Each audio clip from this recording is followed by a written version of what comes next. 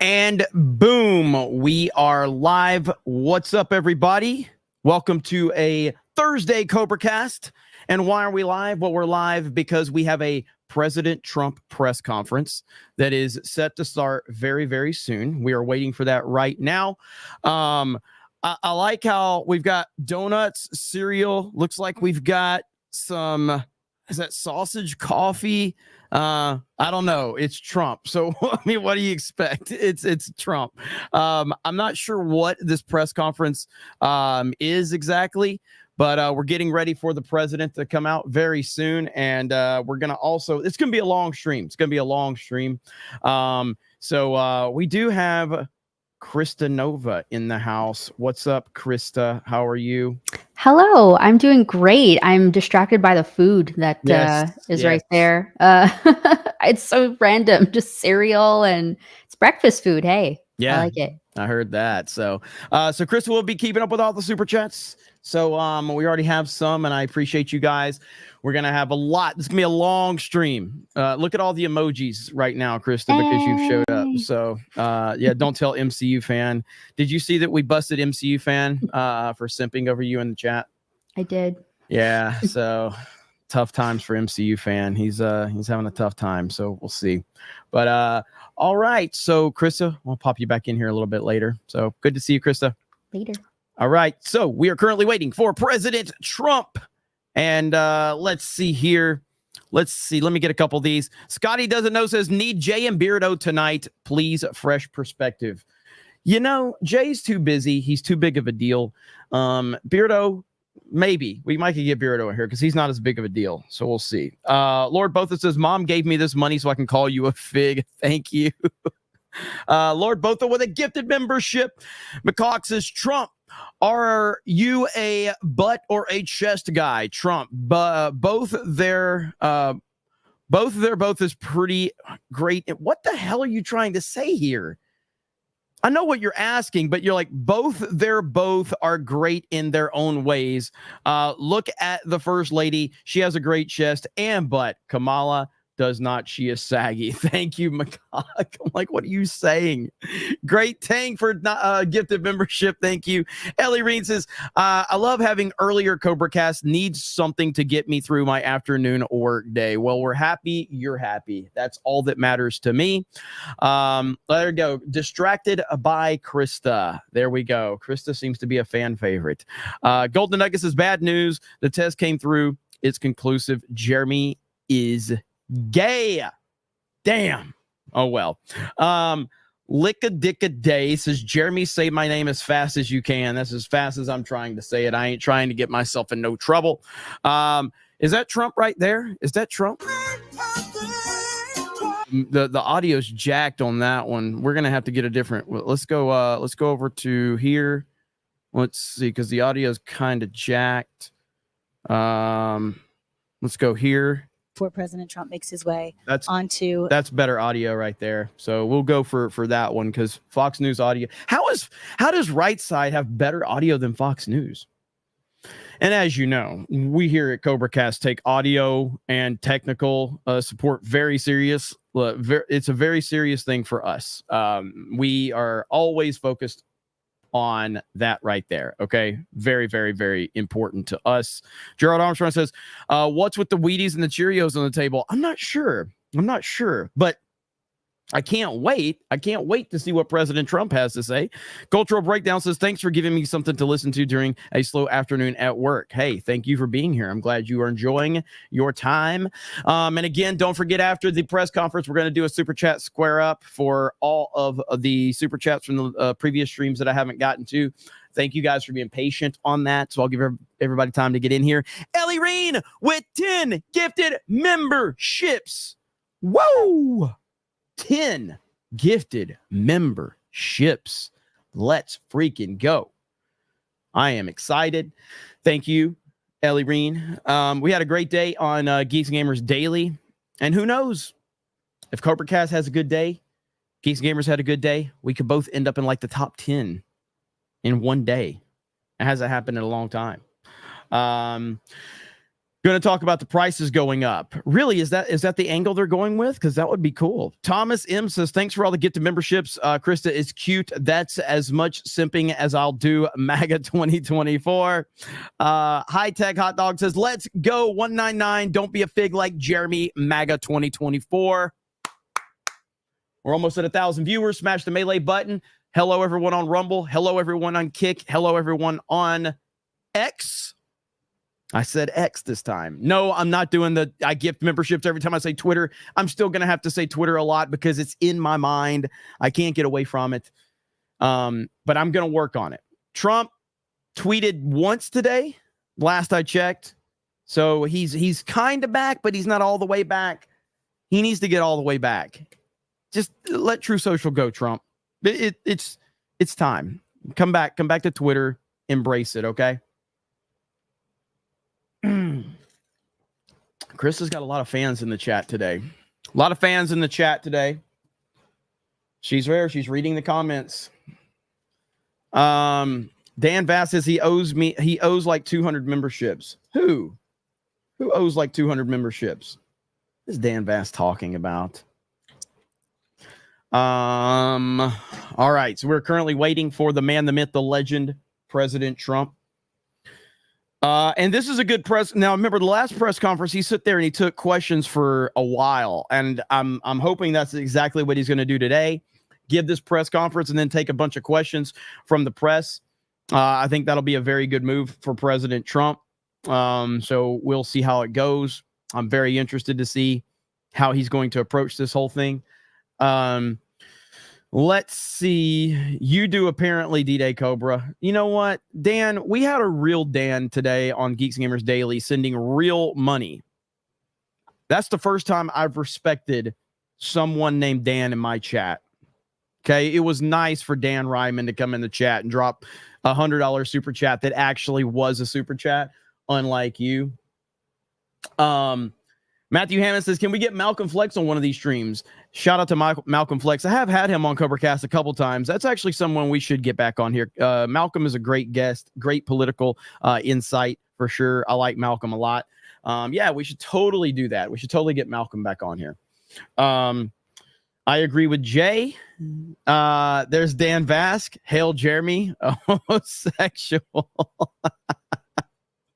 Yeah, Daily was wild today, man. Daily was wild.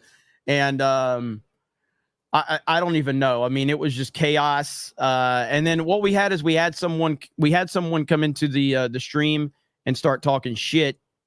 And of course, we all know how that goes. Whenever you come to a Geeks and Gamers stream, it's not, and you talk shit, like it's not going to go over very well.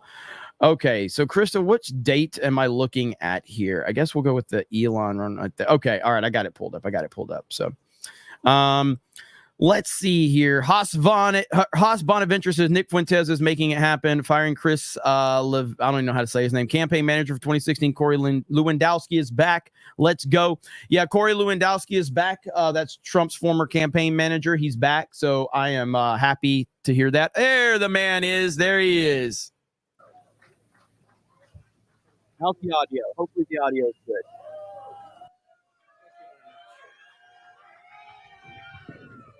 Thank you very much. Thank you, everybody. Nice to see you. We have a lot of I'm trying to talk about. There we go. Some very specific things. So audio's a little low. Time. We have plenty of time. I think you have plenty of time. I hope you like the weather. It's very nice. Nice place. Nice location. And I do thank you for being here. And we don't have very much heat, so I'd say it's perfect weather for this. Where the rain is not imminent, based on the fact that there are no clouds. So it's really nice. It's really nice. And let's go over some big facts and some very substantial truths about where we stand as a country, because we're a failing nation because of the way it's been run for the last 3.5 years. We're a failing nation. People are coming into our country by the millions and millions and millions. We have no idea who they are, where they come from, but we're also a failing economy. Kamala Harris is a radical California liberal who broke the economy, broke the border, and broke the world, frankly. Very destructive to the entire world, because as we go, oftentimes the world goes. She destroys everything she touches. And if she wins, your finances and your country will never recover. You're never going to recover.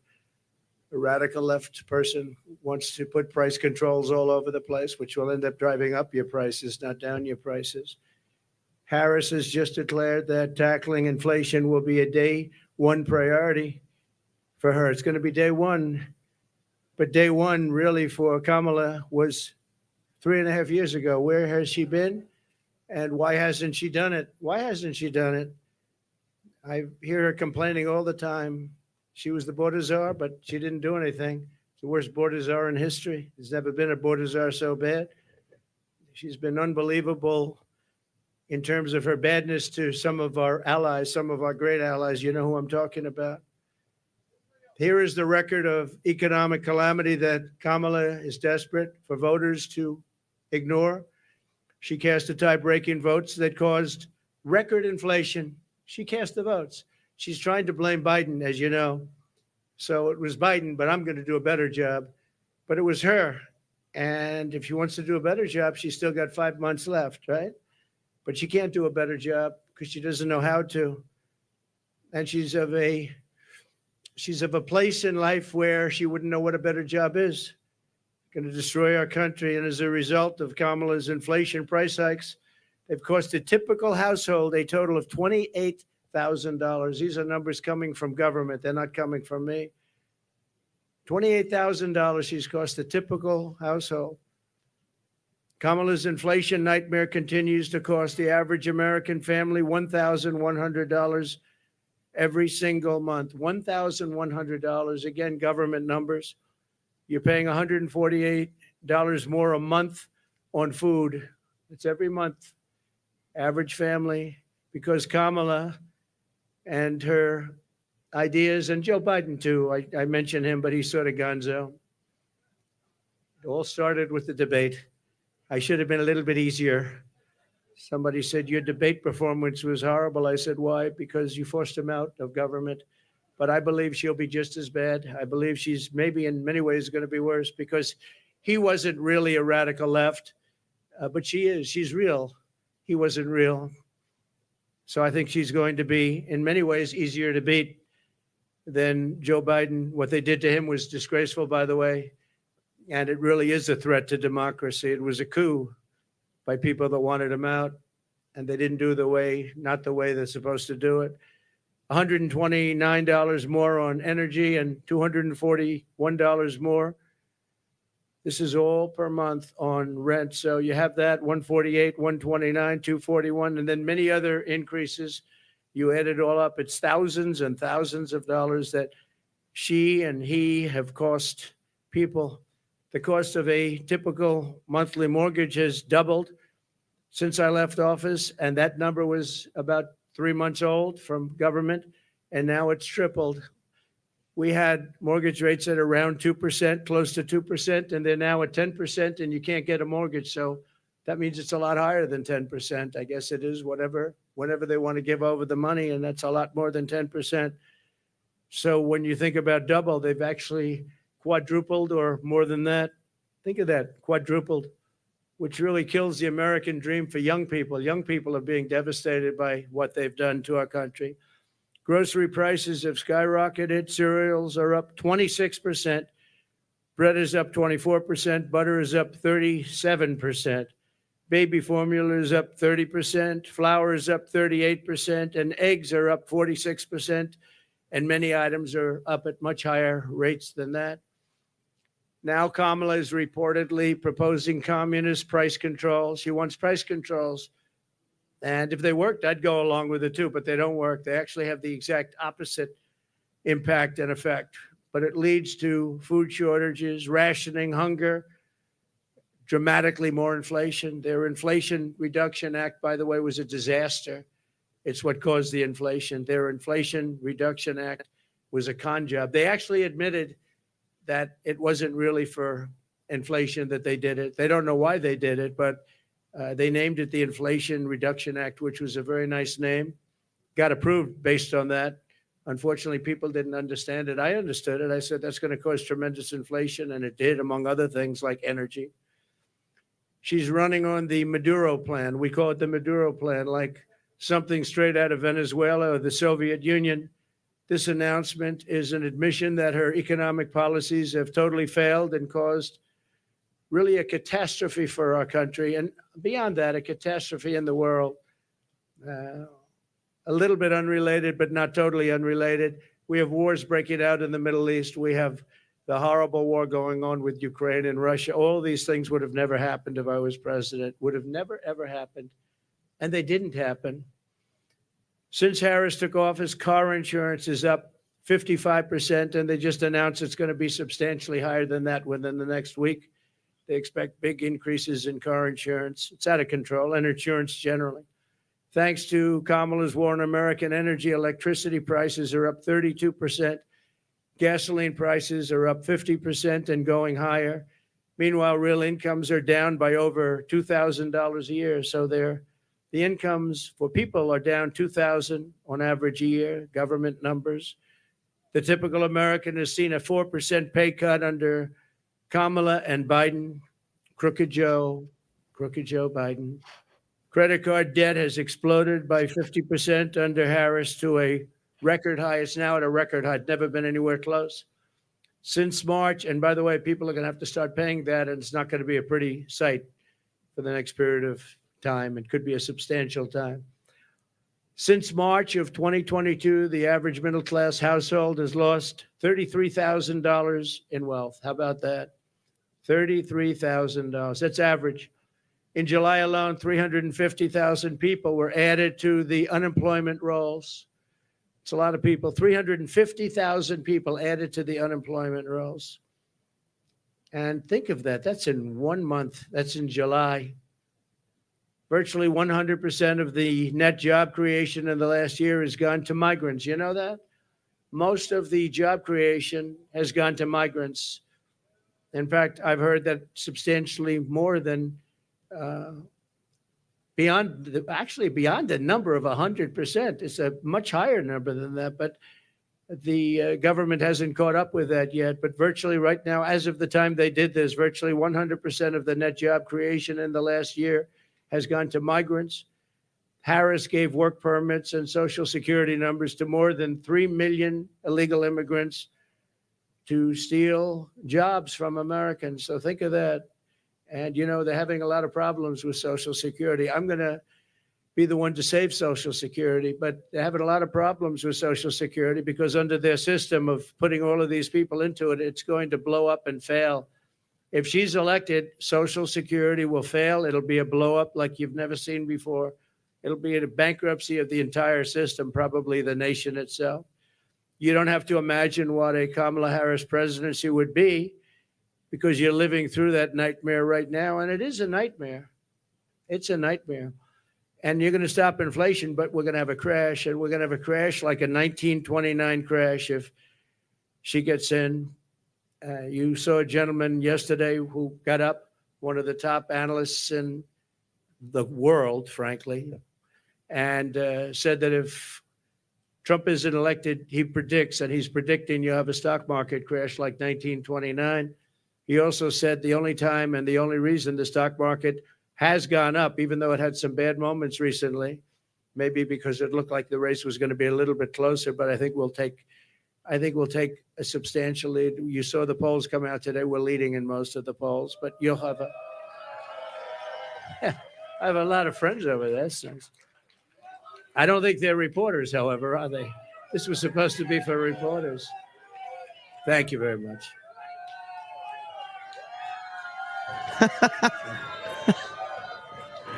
Thank you very much. What the heck's going on? When I left office, I handed Kamala and crooked Joe Biden a surging economy with no inflation. The 30-year mortgage rate was around 2%. Gasoline had reached $1.87 a gallon. We actually had many months where it was lower than that, but we hit 187, which was a perfect place, an absolutely beautiful number. Real income surged by more than $4,200 a year when I was president. Harris and Biden blew it all up. And if Kamala wins the election, the worst is yet to come. You'll have a real problem in the future because people don't respect her in the world.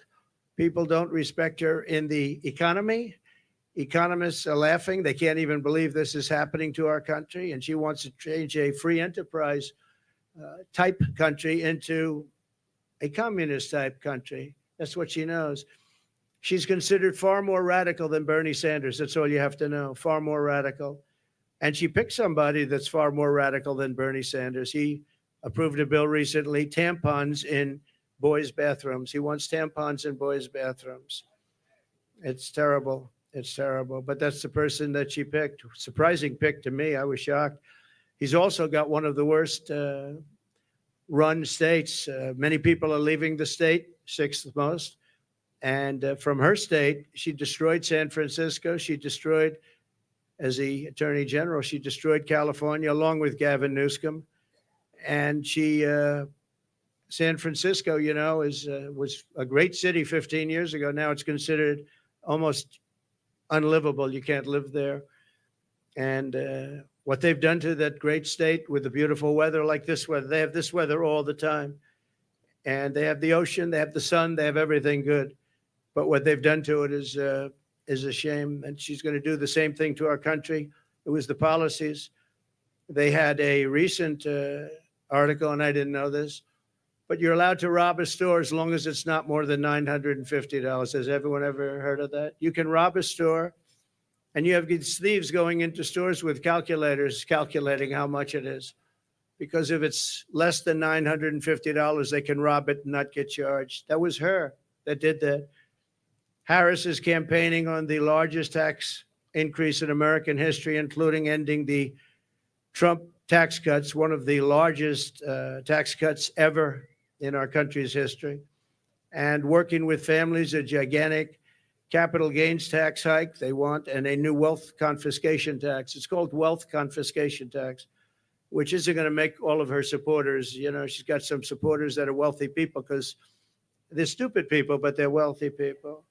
She said that a 70 to 80% tax rate is, quote, a bold idea that should be discussed and studied. 70 to 80%.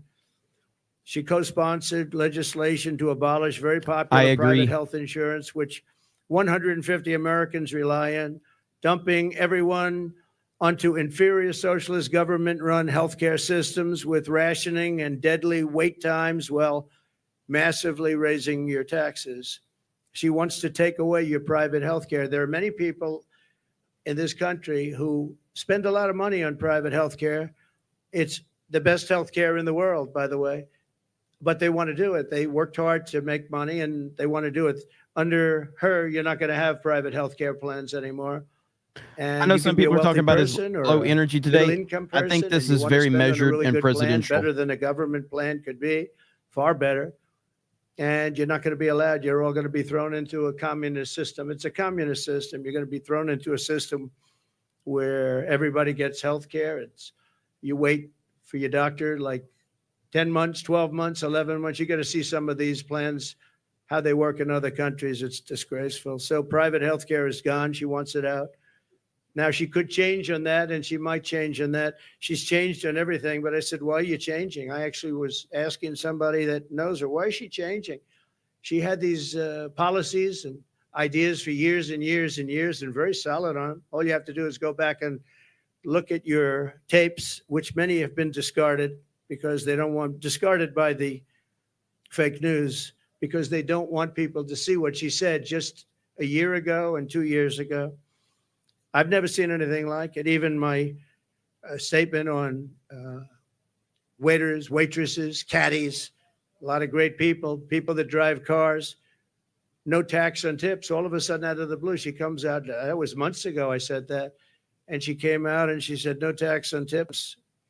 She could have at least said, you know, President Trump had some great ideas, but one of the ideas was no tax on tips. I think it would have been nice, and people would have accepted that. But she just came out like it was hers, and she never had her. In fact, just the opposite. The IRS is all set up to really go after people that make tips. And they passed legislation and signed executive orders, making it really hard on waiters, waitresses, and that was very recently. That was just before I made the proposal. They were really going after people. So they're lying when they say that, this is what they want to do, because their legislation, which everyone knows, and their executive orders were extremely tough. They also put 88,000 new IRS agents in that can go and harass everybody. She wants to close dozens of existing power plants, causing rollbacks of power in our country. You're going to have brownouts, blackouts, the likes of which you've never seen, and plunging millions and millions of people into poverty. That's going to put them into poverty, and they're not going to have heat. They're not going to have air conditioning. She wants to close dozens of existing power plants. So maybe she'll change that too. But she's got a lot to change. Almost everything she's ever said, she's got to change. Nobody's ever seen, and that's why we're here. Nobody's ever seen anything like it. She wants to abolish coal, oil, and natural gas, 84% of U.S. energy supply.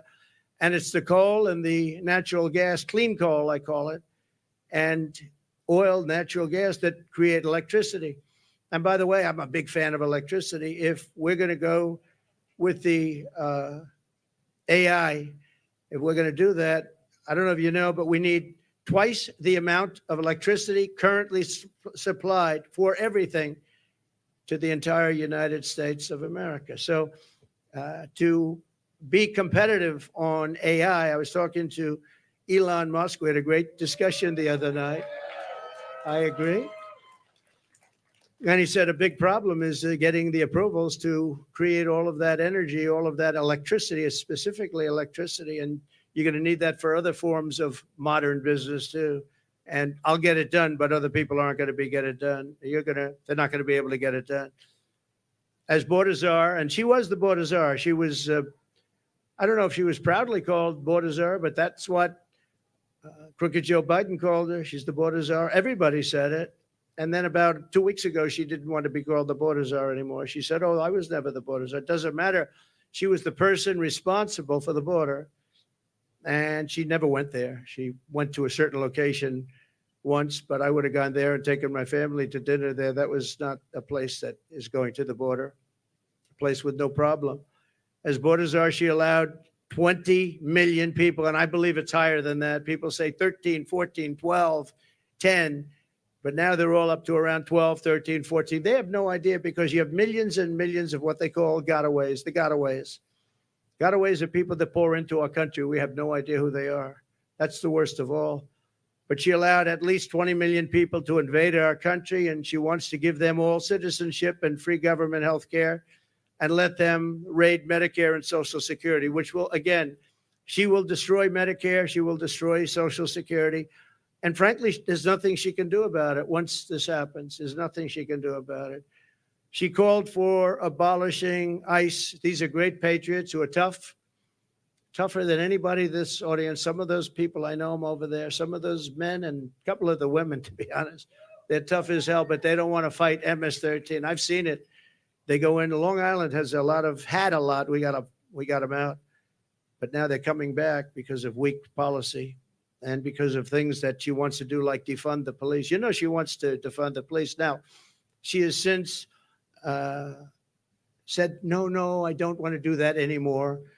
The one thing I see with politicians, they always go back to where they were. She wanted to defund the police, and she wanted to abolish ICE. I was going to say, though, these ICE people are incredible patriots. They're tough as hell, and they go into a pack of MS-13 gang members, the toughest in the world, probably the toughest gangs in the world. They come from different parts of South America, and they want to come in and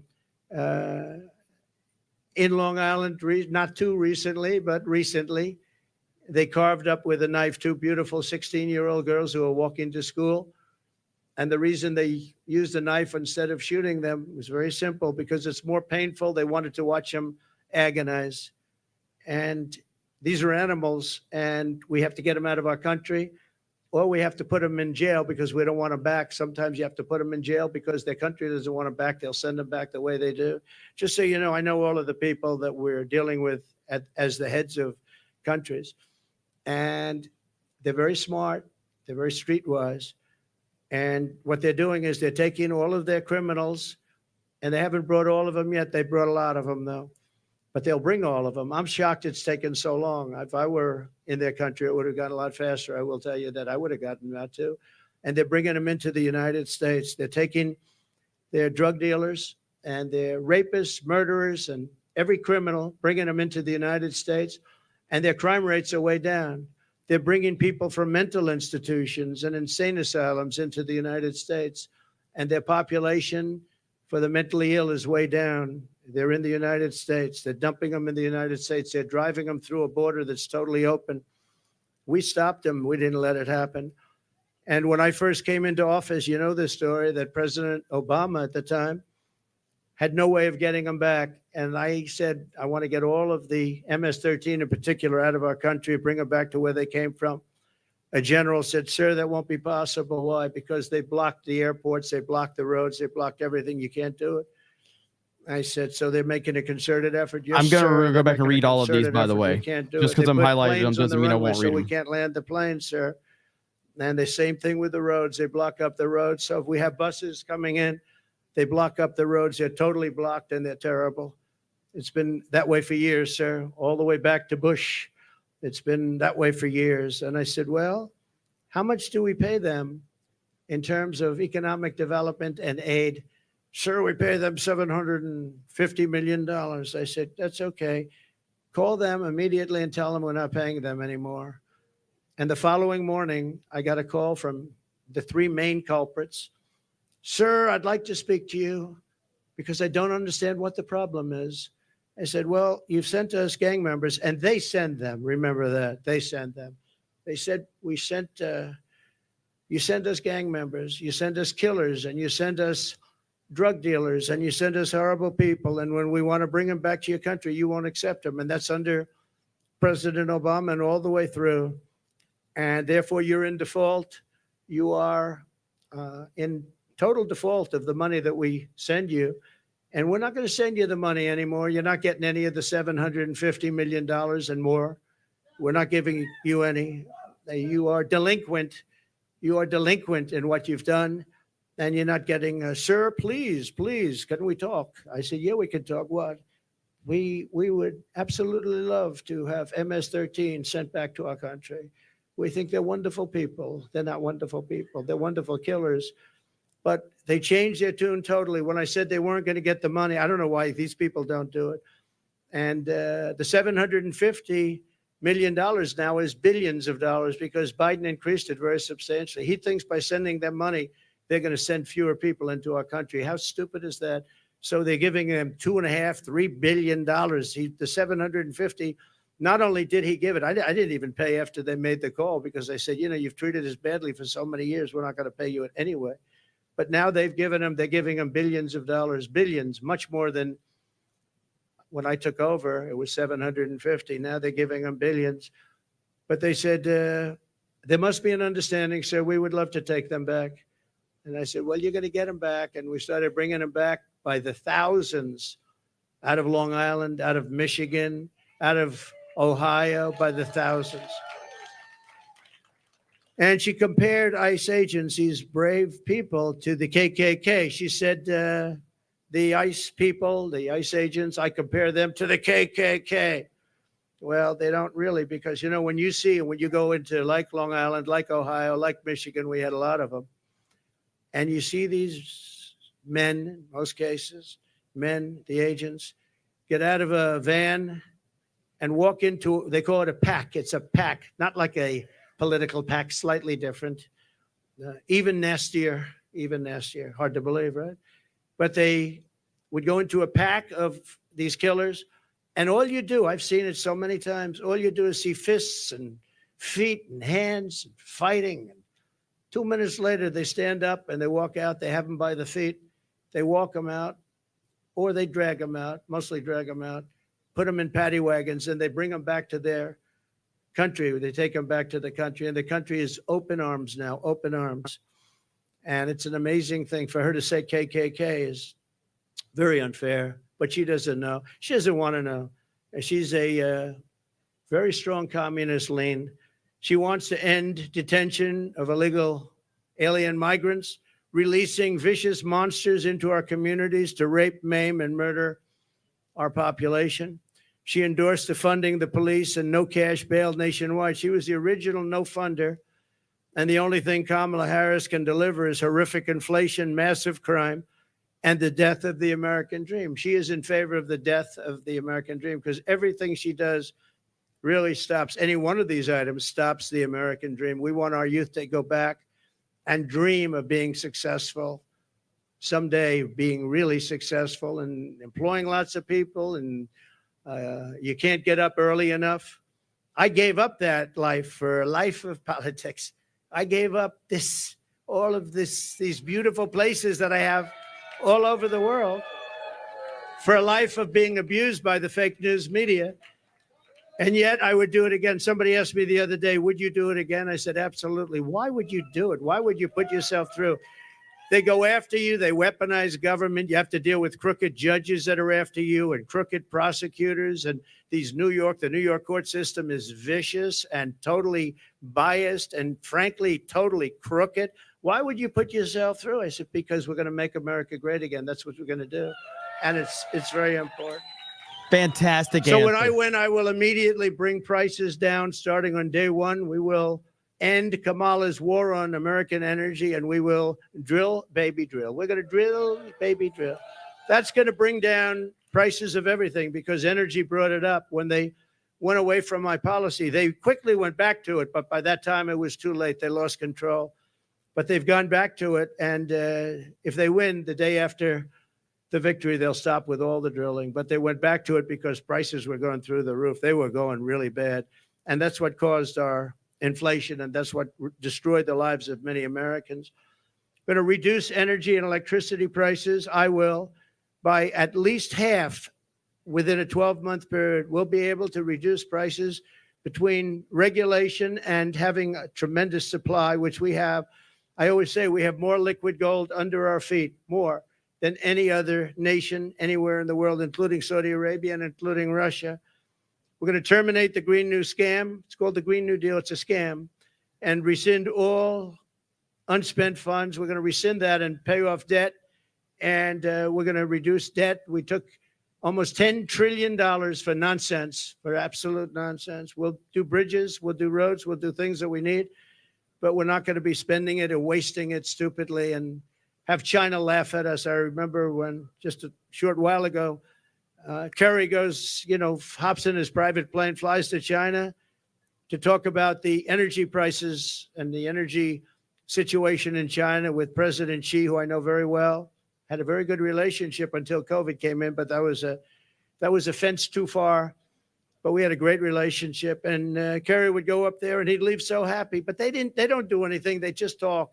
They said, "Oh yeah, we're going to do that. Oh, as soon as we get to it." In the meantime, they're building a coal plant every week. But now I hear it's 2 coal plants a week.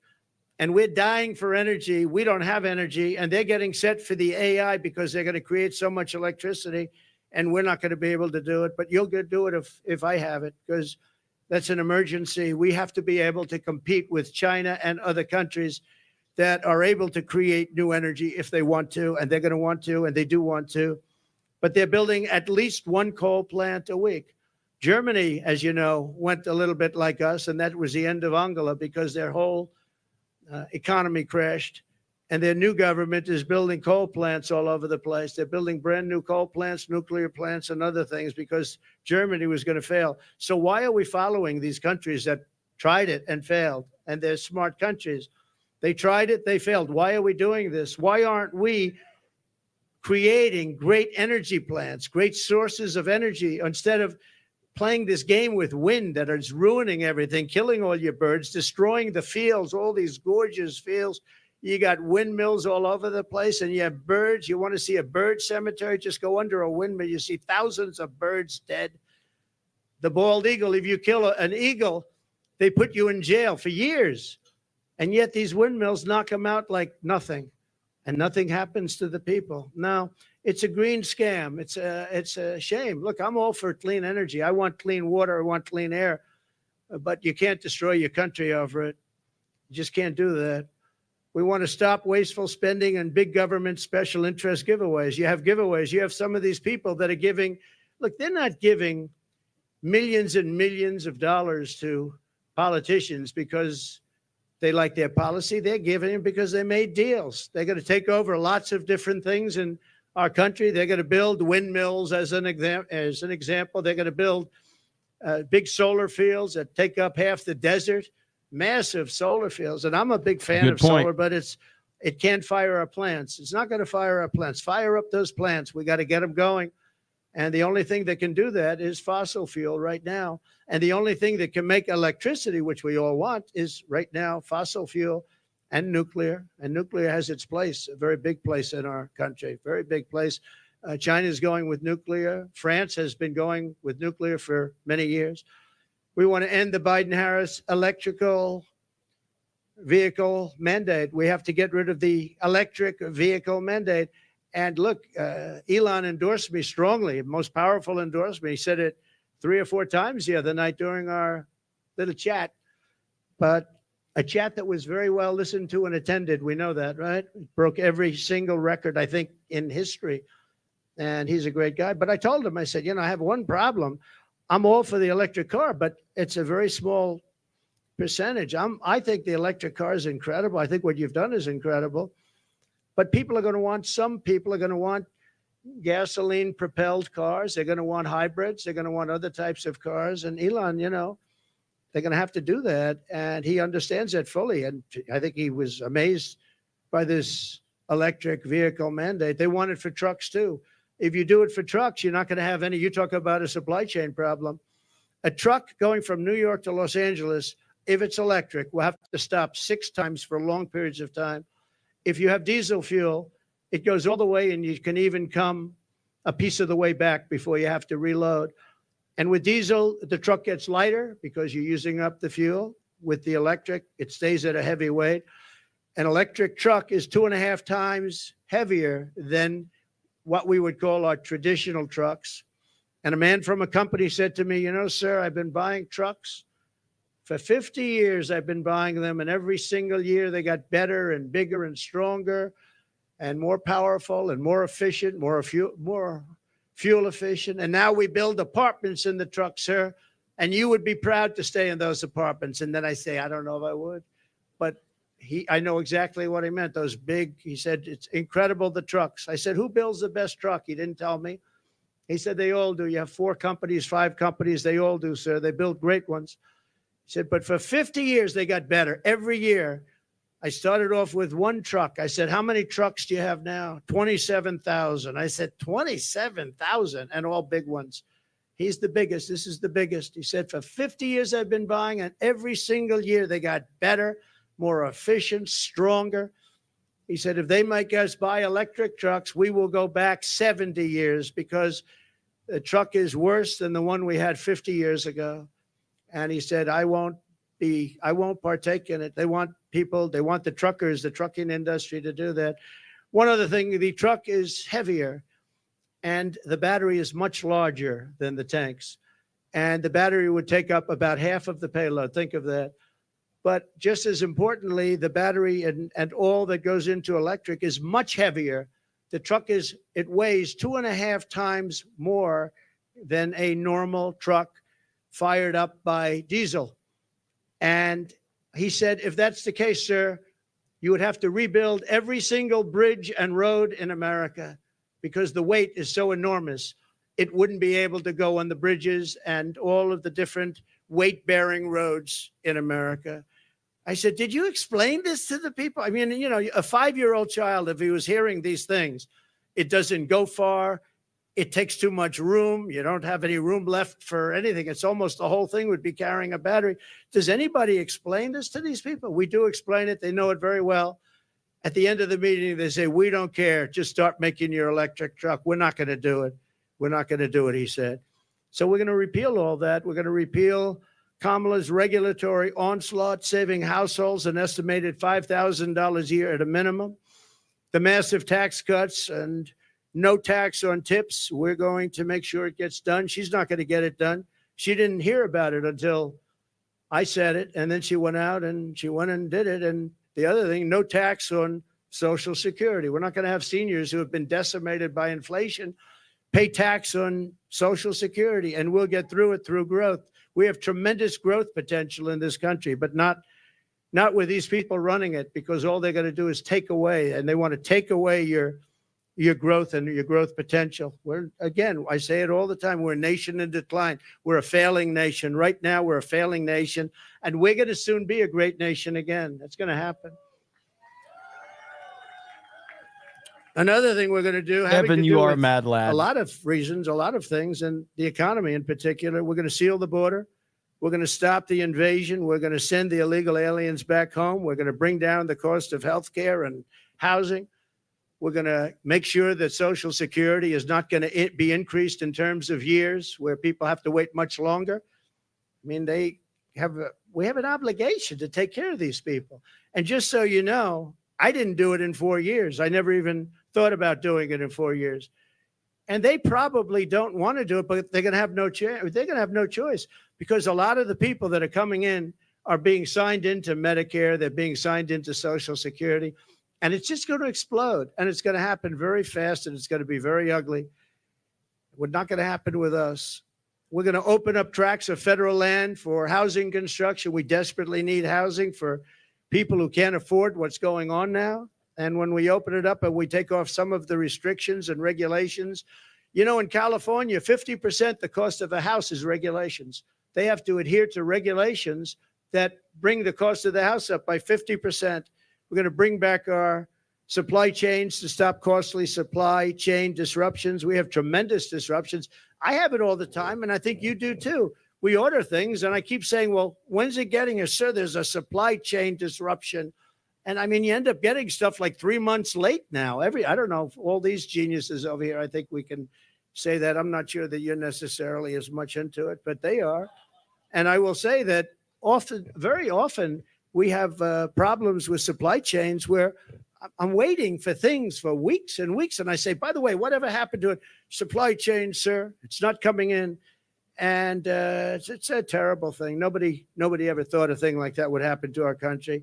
We're going to restore peace and stability all throughout the world. And you all know Viktor Orban. He's the prime minister of Hungary, and a very tough man. He's a good man, but he's a tough man. And they asked him, what do we need to stop all of the wars with Israel? What do we need to stop the wars in Russia and Ukraine and all the other wars that are starting? He said, when President Trump was here, we had no wars. We didn't have Russia lining up at the borders to go and attack Ukraine. We would have never had Hamas, because Hamas had no money, because Iran had no money. I said to China and everybody else, if you buy from Iran, you can't do business in the United States. And I'm not looking to be bad to Iran. We're going to be friendly, I hope, with Iran. Maybe, but maybe not. But we're going to be friendly. I hope we're going to be friendly, but they can't have a nuclear weapon. They can't have a nuclear weapon. And we were all set to make sure that they don't have a nuclear weapon, because once they do, it's a whole different world. It's a whole different negotiation. But Viktor Orban said, if you put Trump in, nothing's going to happen. Everyone's going to be peaceful, because they were afraid of Trump. Now, I don't like saying that I said that. I would say maybe they respected Trump. But he said they were afraid of Trump. They didn't know where he was coming from, and they were really afraid of him. They're not afraid of these people. And being afraid isn't so bad, but I would say more importantly, they respected me. But he didn't use that word. He said they were afraid of Trump. And we would have not had any problems with China and Taiwan. We wouldn't have had any problems with Ukraine and Russia. We wouldn't have any problems with anything. But we will stop inflation. We will make America affordable again. And we're going to bring back the American dream. We have all these young people that are coming out of schools, colleges, everything else. And they're not going to have the American dream. They don't even think about the American dream. Right now, they just think about survival.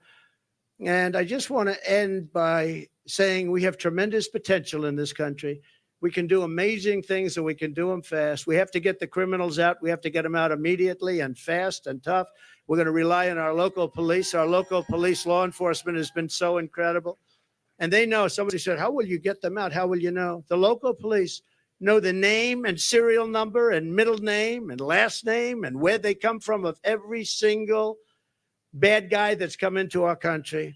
And we're going to rely on local police, and we're going to make sure that They have immunity from prosecution because, frankly, our police are treated horribly. They're not allowed to do their job. You know that better than anybody. They're not allowed to do their job. If they were allowed to do their job, we wouldn't have cities that have crime rates. You look at Chicago.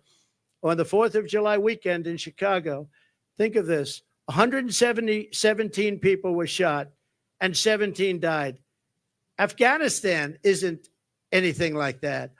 And speaking of Afghanistan, the single most embarrassing day in the history of our country. And yesterday I saw they gave $85 billion worth of brand new military equipment that I rebuilt the military. So this was equipment that to a large extent I bought, but brand new. And they had a parade yesterday, a beautiful parade. We were going to get out with dignity and strength. We were there for 21 years. And we were going to keep Bagram because it's 1 hour away. Bagram is this massive Air Force base that I visited. It's a massive base. And we were going to keep it because it's 1 hour, not because of Afghanistan, but because it's 1 hour away from where China makes its nuclear weapons. And they were showing it off yesterday. But the fact is that China now controls Bagram. China, can you imagine that? And we left. We were going to stay there. We were going to keep it. We were going to get out with dignity, strength. We were going to take our soldiers out last, not first. We took our soldiers out first. I dealt with Abdul, and he's still the leader. Strong man, smart man. But he understood that if he did anything, because we were losing a lot of people to the snipers, and under Obama, it was terrible. It was brutal. They'd be walking around and just get shot. And that was the end of them. Our people and other people too, civilians. And I let him know that if you do that, we're going to hit you so hard like you've never been hit before. But why? He said, do you send me a picture of my home? Why? Why do you send me a picture of my home? I said, you'll have to figure that one out later. But I said, we're going to have to hit you people so hard like we've never hit anybody. And he understood. And he said, yes, Your Excellency, I understand. He called me Your Excellency. I wonder if he calls that to Biden. I doubt it, right? But he understood that and he respected us. And for 18 months, not one American soldier was killed. Not one. And then I left because of an election where I got millions of more votes than we did in 2016. We got millions of more, from 10 to 12 million votes more. Think of that. No president has ever gone with that kind of an election uptick. Usually a president will get less. President Obama got less, much less his second time, but he won. But he got much less. We got 10 to 12 million votes more. And that's not including other votes that we could talk about at another day. But this is their votes, 10 to 12 million more. And we left. And that's when all the problems started. We didn't have. I'm going to have to start pausing because I'm getting the copyright notice where they're going to block my stream because they're saying that I'm playing audio that belongs to someone else.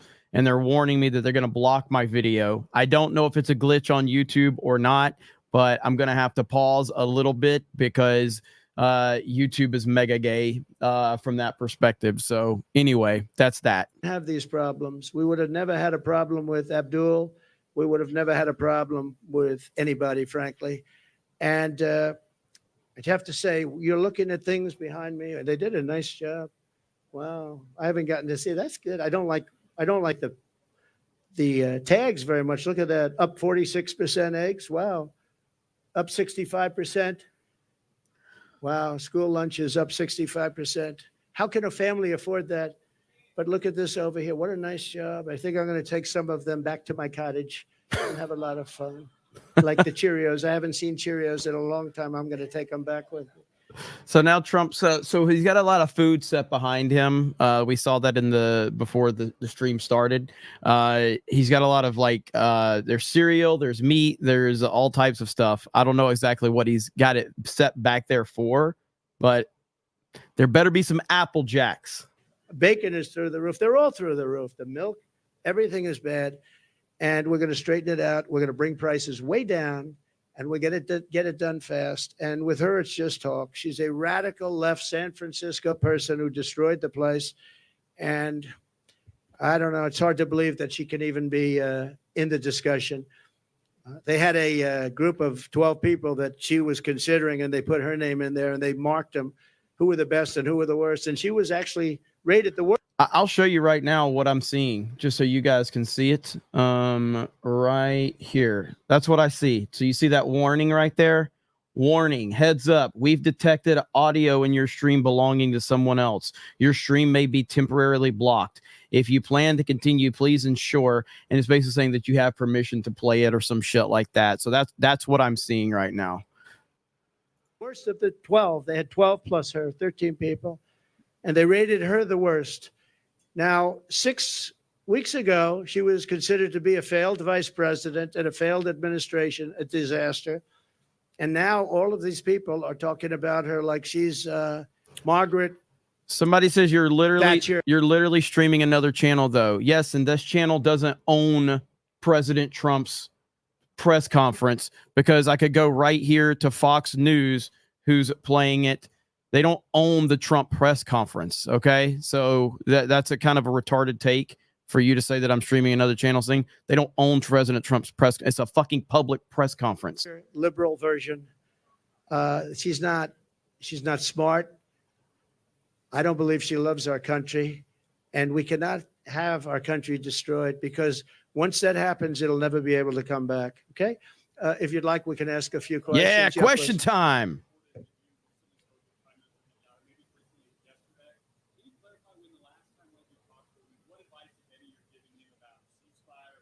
Yeah. The last time I saw him was at Mar-a-Lago, and he came with his wife and a large group of people. And we had a very good relationship with him and with Israel. Again, this would never have happened. October 7th would have never happened, would have never, ever happened. And he asked for the meeting. We had the meeting. It was about 2 hours, 2.5 hours long. And I expect I might be talking to him, but I haven't since then. No, I didn't encourage him. No, he knows what he's doing. I did encourage him to get this over with. You want to get it over with. It has to get over with fast. But have victory, get your victory, and get it over with. It has to stop. The killing has to stop. Yes, please, behind you. Thank you.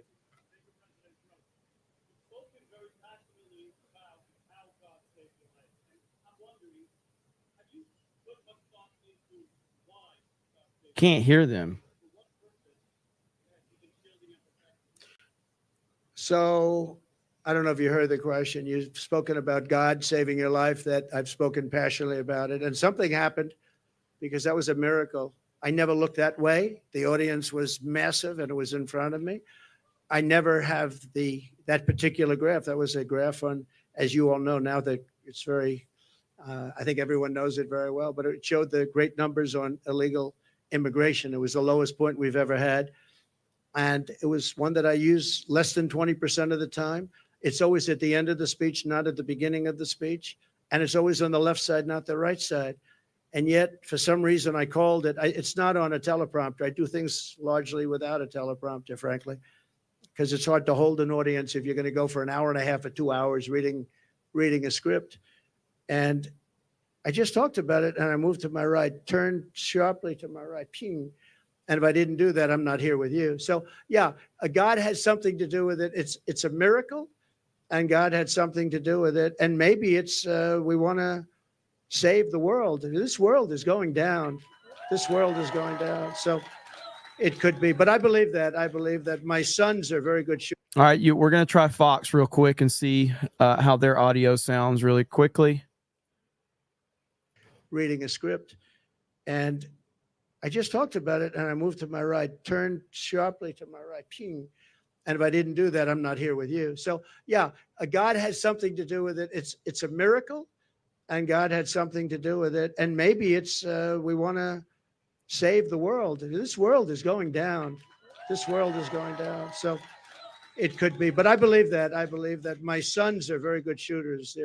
They're like scratch golfers, better, relatively speaking, with shooters, great shooters. And Eric and Don both told me from 130 yards. I said, well, that's pretty far away, isn't it? They said, no, that's like a 1 foot putt with, weapons like the one being used. Plus, he was a good shooter. This guy was a good shooter. He went to the range and shot a lot. And He was supposed to be a pretty good shooter. They said a bad shooter would hit the target almost 100% of the time. So something happened. And I have to say the Secret Service sniper did an amazing job. He had 5 seconds to find the target and hit the target, and he hit the target within, think of this, 5 seconds. And he was much further away because he was over here and this other person was over there. So you have to give credit. And I have to also say about the Secret Service, when I was hit, I knew it because when I touched, there was blood pouring all over my hand. I said, I guess I know what that is. And I was going down for protection. And they were screaming, get down, get down. There was bullets. And those Secret Service guys were, and person, Kate, they were on top of me in a matter of, I think, 3 seconds. It was time dead. And bullets were coming out. I would hear the bullet. I didn't realize you could hear it, but now I know very well. Those bullets were going right over my head. They were there and very brave. There was nobody that said, I'm not going to be going there. They just, they were there very quickly. And the fact that this man was shot at and nearly killed, what, like a month ago? And the mainstream media doesn't even talk about it. The mainstream media has completely acted like it didn't even happen. That should prove to everybody in the middle how corrupt the whole system is. But I question how you didn't know that up to this point anyway. If this is what it took for you to realize how corrupt it all is, how did you not notice this a year ago or 2 years ago or 4 years ago? It's frustrating as hell. And they were very brave. There were mistakes made, obviously. He shouldn't have been up there. The roof should have been taken care of. And there were mistakes made. There's no question about it. But there was a lot of bravery also. We have to remember that. Okay, thank you very much. Brian? Thank you. I'm going to talk about credit card debt for just a second. You've got all these reached items. a record. It's a record. Credit card. 48% up. And many families going into debt just to pay for groceries. Yeah. What's your message to Americans right now that you can make America affordable again? Well, I would say my message to them. So he said, credit card debt is at the all-time high. It's never been like this. What's your message to America? How we're going to solve that, and what will they do? You know what I think they should do? They should, on November 5th or sooner, if it's early voting, which largely it is, which is ridiculous. We should have one-day voting, paper ballots. We should have voter ID, and we should have proof of citizenship, because people are voting and people are going on now without citizenship. But we should do it, and maybe we'll be able to get that done too. It's one of the things I want to do. But my message to them would be very simple: vote for Trump, and we're going to fix the problem. We're going to get it fixed. We'll get it fixed. Follow-up question, Yes, if I could. Kamala's been promising on day one, I'll do this. And for basically 4 years, she's promised this day one. Yeah. What will you do on day one to turn this country around? So she is saying when she gets in, she's in now. And especially with Biden, because, I mean, he's not in the best of shape. But you know what? She's in there now. She can do anything she wants. And she's still saying, if you elect me, I'll do this, I'll do. Why didn't she do it? Here's my one question. It's the easiest question, because she complains about everything. Why didn't she do it? That's all I ask. On day one, we're going to drill, baby, drill, and we're going to close the border, and we're going to let people come in, but they're going to come in legally. They're going to come into our country legally. But on day one, we're going to do many things. I can do a lot of things at one time. But the question's often is, what's the first thing you're going to do? I can do I would say we have a tie. We're going to close the border. We're going to stop the millions of people coming in, and we're going to take all of the criminals that have come in, and we know every one of them. I know. And the local police know better than anybody else. They're going to work with us. I've spoken to a lot of the sheriffs, every police, virtually every law enforcement group in America has endorsed Trump. I don't think anybody's endorsed Kamala. I don't think anybody's endorsed him. And you know that better than anybody. In Florida, all over California, they've endorsed me. We have the relationship I have with law enforcement. And these are great people, and people that we have to really cherish and respect and let them do their job and protect them. And you'll always have a bad apple in everything. You have bad apples as reporters. That I can tell you many. I'd say about 80%.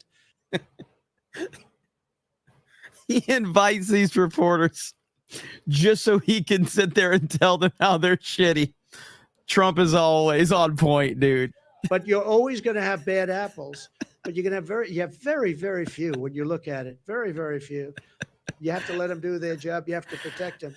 But basically, we're going to drill, baby, drill. We're going to get the energy prices down almost immediately, and we're going to close the border, and we're going to get the crooked ones out, the bad ones out, and we're going to let a lot of people come in because we need more people, especially with AI coming and all of the different things, and the farmers need, everybody needs. But we're going to make sure that they're not murderers, killers, drug dealers, and the kind of people that we have largely coming in right now. Okay? Mr. President, many of your allies who want you to win in November say your current strategy isn't working, that you need to stop with the personal attacks on Kamala Harris and deliver a more disciplined message. Do you agree? And also, you added more people to your campaign today. Is that a sign of a shifting strategy? No, I think it's a sign of we want to close it out. We have great people. Susie is fantastic, as you know, and Chris is fantastic. They're leading it. Corey Lewandowski's coming in. He'll be, personal envoy, or he'll be at some level. They're going to be, they're doing a great job. Look, we've taken, with all of the abuse we've taken from the fake news media, all of this horrific abuse we take, and all I want to do is make the country good. All I want to do is have strong borders and good education. We want to have choice for education. So important, so many different things. You would think it would be the other way. We rebuilt the military. We did so many great things, but that's the way it's been for Republicans, and I guess more so for me than anybody in history, and that's okay, because we're leading in the polls. For the most part, we're leading in the polls. We were leading Biden by a lot. We're leading now, but I think when she's exposed, I think we're going to beat her by a lot more than we would have beaten Biden by, because he had a little group of people that have been voting for him for a long time. She doesn't have that. People don't know who she is. As far as the personal attacks, her, because of what she's done to the country, I'm very angry at her that she'd weaponized the justice system against me and other people. Very angry at her. I think I'm entitled to personal attacks. I don't have a lot of respect for her. I don't have a lot of respect for her intelligence, and I think she'll be a terrible president. And I think it's very important that we win. And whether the personal attacks are good, bad, I mean, she certainly attacks me personally. She actually called me weird. He's weird. It was just a soundbite. And she called JD and I weird. He's not weird. He was a great student at Yale. He went to Ohio State, graduated in 2 years. She called me weird. At the top of his class, and all of these different things. And we have this guy that's running a very failed state, who's had a terrible career. I mean, you have him saying they're weird. No, he's a weird guy. And she's weird in her policy. Who wouldn't want to have strong borders? Who doesn't want to have lower taxes? All my life I've watched as politicians campaigned, and I've always been on, for the most part, on the other side, on the side that these people are on. And they always talked about, we're going to reduce taxes. This is the only campaign I've ever heard where they're saying, we're going to increase your taxes. And then people say they're going to vote for him. I don't know. So I don't think so. I don't think people know who she is yet. Because really people didn't know. You can ask the man on the street. I saw it on one of the shows today. They asked the man on the street, what's the last name of Kamala? Nobody knew. It's Harris. Nobody knew the last name. I don't even use it because nobody knows who I'm talking about. People don't know who she is. She's a radical left socialist. But beyond that, I mean, she's way beyond socialism, who's going to destroy our country. And when they find out, I think you're going to see something. But right now, even not knowing her, and with all of like the cover of Time magazine, they didn't put a picture. They got a great artist to do it. What was that all about? What was that all about? The whole thing is crazy. I just want to win for the country. Some people say, oh, why don't you be nice? But they're not nice to me. They want to put me in prison, just so you understand. Thank you. They tell me I should be nice. They want to put me in prison. It's never happened before in the history of our country. I did nothing wrong. I have crooked judges. I have crooked prosecutors. And they're all Democrats, all Democrat areas, other than in Florida, where you had a brilliant judge who ruled in my favor. I won the case, the documents case, won it in its entirety. And Jack Smith, deranged Jack Smith, suffered a defeat. But in New York City, everything's clubhouse, everything. I know it very well. I grew up there. I know it very well. And we have a very crooked system. And it's one of the reasons that New York is dying. Nobody wants to come in. No companies want to come in because the courtroom system is so corrupt, both at a federal level and at a state level and a city level. And they put you into an area where you have 3% Republican vote. It's all a rigged deal, just like Fani, F-A-N-I, Fani, with her boyfriend. Fawny. That's been discredited too. They've been discredited. But think of it. They don't want me to be a little bit nasty. They want to put me in prison. They want to put. It's never happened before in the history of our country. It's happened in third world countries, but it's never happened here. And they're in danger because you create a precedent for doing that. And once that happens, that's a really bad thing. You know, in the years before, and I've said this a few times, not too much, but with Hillary, she was subpoenaed by Congress to give everything she's got, and she burned it. She acid washed it, bleach bit they call it. She totally scrubbed it, and then they broke everything with hammers, with fire. They burned it. He's cooking, baby. And then she said, "I don't have anything." Well, it turned out that she had a lot to give. And everybody said, lock her up, lock her up. And I used to go easy, just easy, easy. Then we won. And I said, wouldn't it be terrible? And you know, I lose. Some people are upset when I did this, but you have to look at it maybe differently now. I say, wouldn't it be terrible to put the wife of the president, former president of the United States, into a prison? Now think of that. Hillary Clinton, she was Secretary of State. She was the wife of a president of the United States who used to be a friend of mine before I ran for politics. He was a friend of mine. He used to play my golf course all the time. I have a great golf course right next to their home in Westchester. He used to be there all the time. It was his favorite course. But you know what? I could have done that very easily. She was so guilty. And I said to my people, wouldn't it be terrible to put, I don't know, wouldn't it be terrible to take, and we won the election, wouldn't it be terrible to take a former Secretary of State who was the wife of the President of the United States and put her into a prison? But that's what they want to do with me. And I did nothing wrong. It's all crooked politics and really crooked judges. You know, I have a gag order. Do you know I can't even talk about it right now? Do you know that I have a judge who has a gag order? He doesn't want me to talk. And the reason he doesn't want me to talk is because what I say is so devastating and so horrible for him.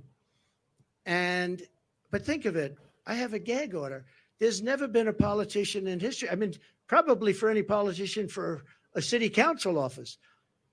I'm the leading candidate to be president.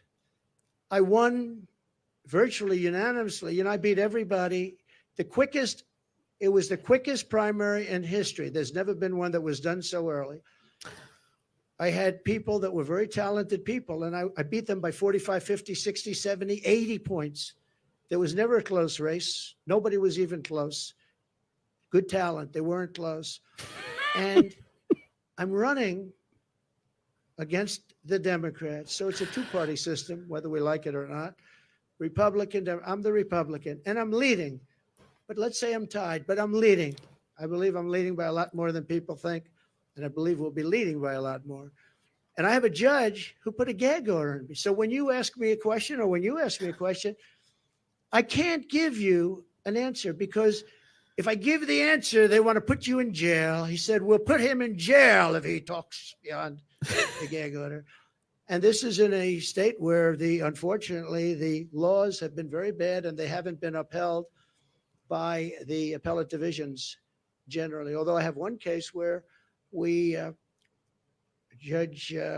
certain judge, I won't use names, but the Attorney General case where we won 5 appeals on the same case, the most ever trial. It was a ridiculous, horrible decision where you have a very, very biased voting population and a judge whose hatred of Donald Trump was beyond belief. And we won the case, but he ruled a ridiculous amount of money, civil case. Ruled ridiculous. Now, this is what they're doing is interference with an election. They want to interfere. Look at the one thing they want to sentence right before the election takes place. Let's sentence him because who's going to vote for him if we sentence him? Let's sentence him right before. No, This is interference with a presidential election at a state level, and it's a state that always goes Democrat. It's interference, and as you know, the Supreme Court ruled recently on immunity. I just I do have to pause because I'm still getting that the warning. But I would say I disagree with the idea that Trump should have locked up Hillary. Now, the idea of it, yes, I'm not saying I don't think that she's guilty. I think that she's absolutely guilty. What I'm saying is, could you imagine how the left and the Democrats and all of the legacy media, look what they did to Trump, and he didn't do it. Could you imagine what they would have done? What would they have done if Trump would have put her in jail? It would have been awful. Like, ultimately, the whole thing has worked out, in my opinion, in Trump's favor in the long run. But yeah, man, I just think that would have been awful. And they would have done really horrible things to not only Trump, but this country. And right now, regardless of how bad things are, Donald Trump is in position to win the presidency once again. And that's ultimately what we need. And I'm immune from all of this stuff that they charge me with. But isn't it a terrible thing? And yet Hillary Clinton, when it came time to make a decision, I said, I don't want to put the wife of the president of the United States in prison. I want the country to come together and to be unified. And here it is a few years later, and these people say, let's put him, why? Because I challenge an election? Because I want to challenge an election, or some other reason? It's a really disgraceful thing. It's a shame. And it's a very dangerous thing for both parties, because once they start that ball rolling, once they started rolling, that's a nasty ball. Yes, please. Please. Two quick questions here. Nikki Haley told our Brett Baer that Republicans need to stop whining about Kamala Harris, focus on courting those independents, those suburban women, the moderates out there. What do you think of that strategy? And would you consider having Nikki Haley on the campaign trail with you? Sure. I think that we've done very well. I think that we're hitting a nerve. I think this is a different kind of a race. All we have to do is define our opponent. Hell no as being to a Nikki Haley. communist or a Hell no. socialist or somebody that's going to destroy our country. I fought Nikki very hard. I beat her in her own state by legendary numbers. Yeah. And I get along with her fine. I appreciate that she endorsed me and all of that. No, I think that, dude, I think relatively to what Trump is so savage. He's like, I get along with her great. I beat her in her own state by legendary numbers. Holy shit. This dude is so savage. It's amazing. They're doing and how radical they are, and how, in many ways, how sick they are. I think I'm doing a very calm campaign. I mean, we're here. There's no shouting. Now, you'll say he ranted and raved, and not you, but some of you will say he ranted and raved. I didn't rant and rave. I'm a very calm person, believe it or not. If I wasn't, probably wouldn't be around anymore. Probably wouldn't be around. But no, I think I appreciate her advice. I have to do it my way. I ran against her, and I did it my way. People said I should maybe do it a different way, but I won in South Carolina by numbers that nobody's ever seen before. It wasn't even close. And I think she's a good woman. I'd love to have her support. Yeah, she gave me support, but I'd love to have her go around and campaign. Quick follow-up on the economy. You mentioned this in your remarks. Vice President Kamala Harris wants to put a ban on price gouging. Do you think that the federal government should be responsible for determining food prices? Well, not only responsible, they probably can't do it legally, and that will drive up prices. She wants no fracking. Now, she may go and change that. I think she's already changed it. But she wants to have no fracking. I want no fracking. But for her whole life, she said that.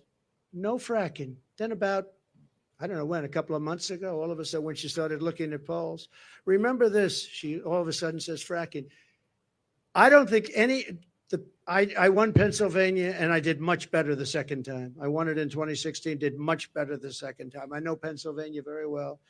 I don't think there's any way in hell that somebody that's intelligent living in Pennsylvania is going to vote for somebody that basically will eventually end fracking, end fossil fuel.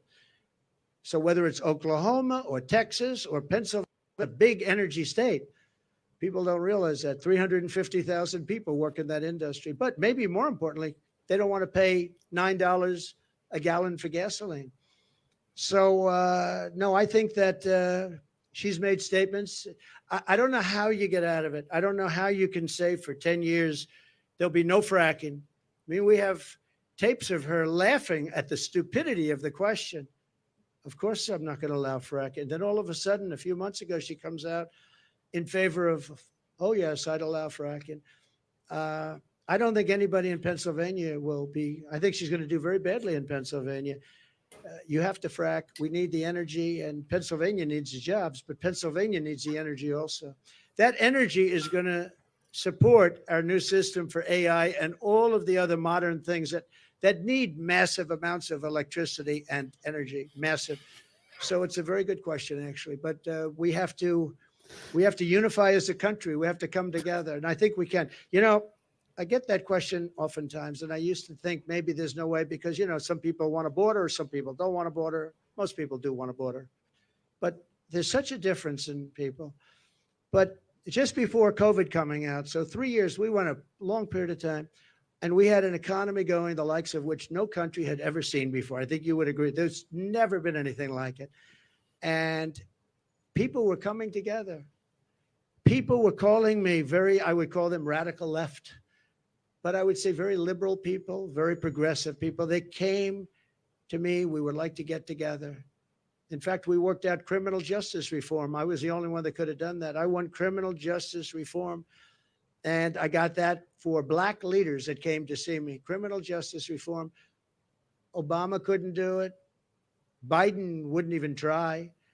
But nobody could do it. I got that done. And I got conservative votes to get it done. They needed at least 5 very conservative votes. It was very hard to do. I got that done.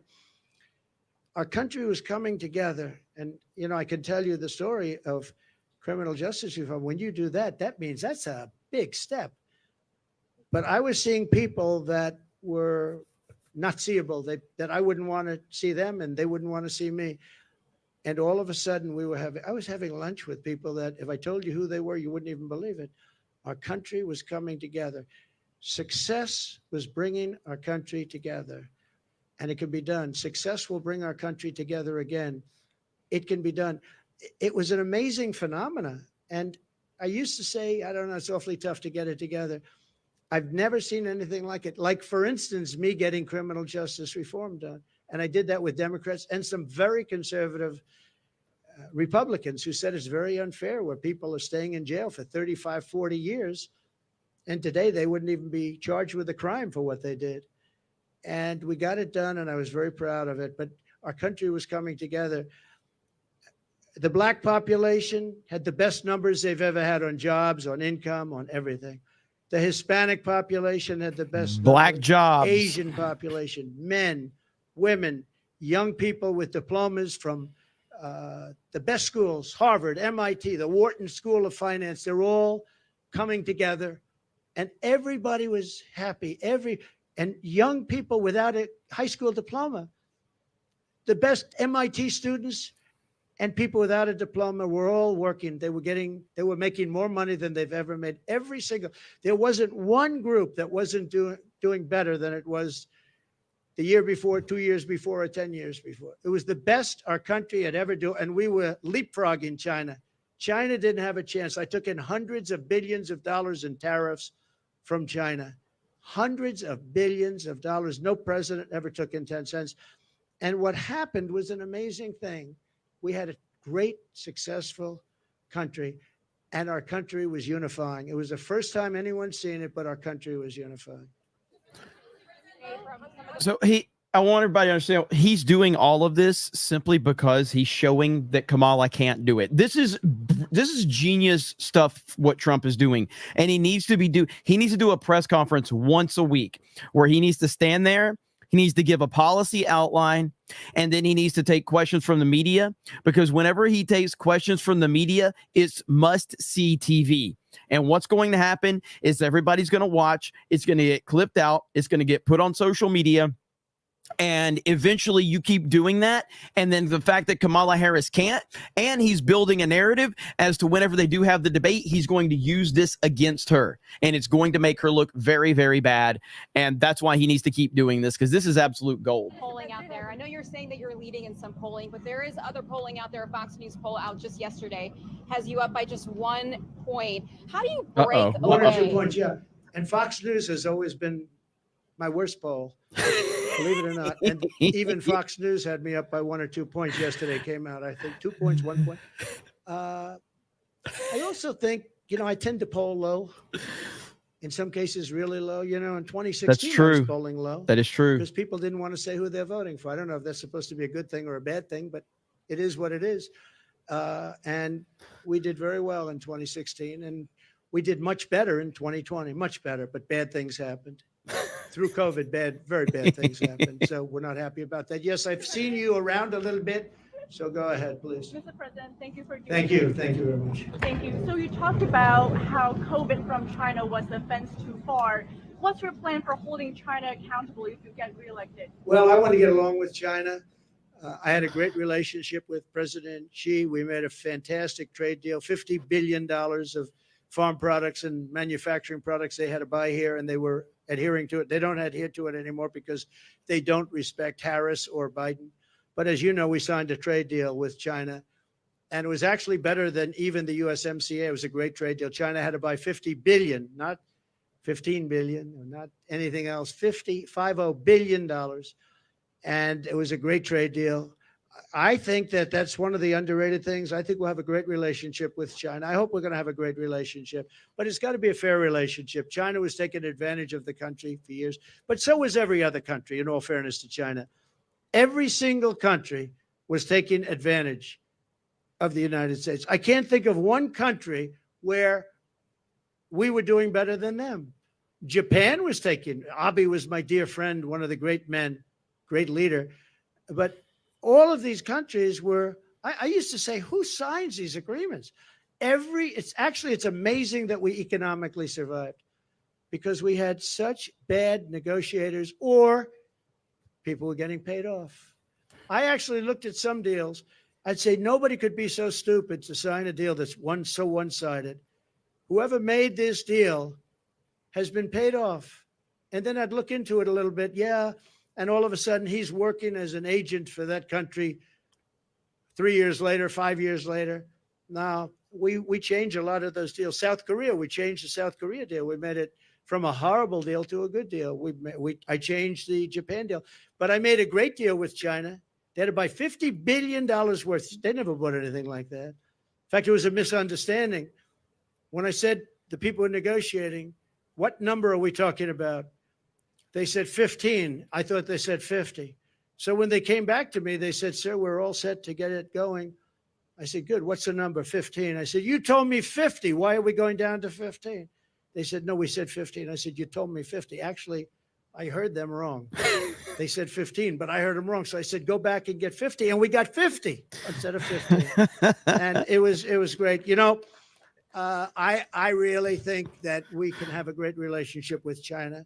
We can have a great relationship with a lot of countries that right now. One of the things with China, I know as much as any country, but all of the countries, the one thing There's a fly on his face. They have to respect you. If they don't respect you, it's the best fly. And I was very tough in countries like Japan, and yet Abe, who was a great man, assassinated, horribly assassinated. He was a great man. He was a great leader. But I believe, and I was very tough on him. I was very tough on Russia. I was probably the toughest. I ended Nord Stream 2. The biggest deal they've ever done, the biggest pipeline in the world, the biggest. All of Europe was going to be supplied by Russia. And I ended the deal. It was dead. And then Biden comes in and approves it. And they say, oh, I was nice to Russia. No, Putin actually said to me one time, if you're supposed to be like friendly with me, I would hate like hell for you to be angry at me because you are brutal. Think of it.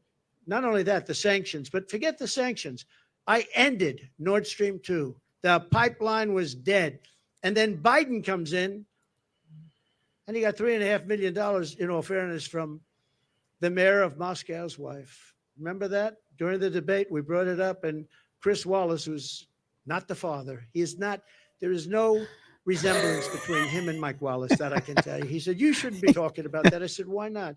They got the family, $3.5 million from the mayor of Moscow's wife. Why wouldn't I talk about that? He wouldn't let me talk.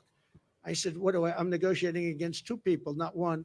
I turned out to be right, because a year later, that was a big scandal. Why did he get $3.5 million? But Biden approved immediately the pipeline in Russia, Nord Stream, and he killed the Keystone XL pipeline, 48,000 jobs. He killed it. He did the exact opposite of what he should have done.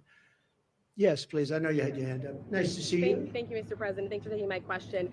You referenced your conversation with Elon Musk earlier.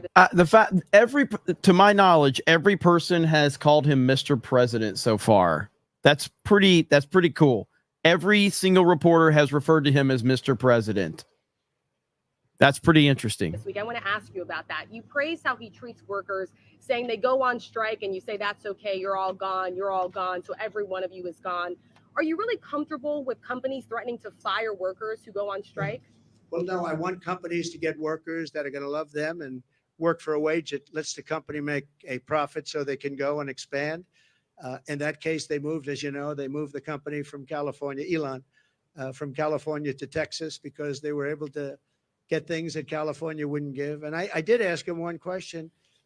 You're moving a very big company out of California that's been there for years into Texas. Did the governor ever call you and say, like, let's work it out because we don't want to lose you? And he said he never called. Governor Newsom, he never called. And you would have thought, if I were governor of California and if Elon or anybody else, they have oil companies leaving, I would be calling. But no, Elon wants to run an efficient company. And if he has to he got rid of a lot of people on X, or former Twitter, like a lot of people gone, and it still works. It still works. So you got to run the company productively, and there are going to be a lot of jobs around. I want it so that a person doesn't get lucky and find a job. I want a person that can look for 10 jobs and all 10 companies want them, and you negotiate much more than you'd get by doing what you just suggested. So, he's a strong man. He's a strong guy. He's a brilliant guy. And he wants to get the best he can, and he wants to get the best workers. He pays a lot of money to a lot of his workers. It's, to a certain extent, supply and demand.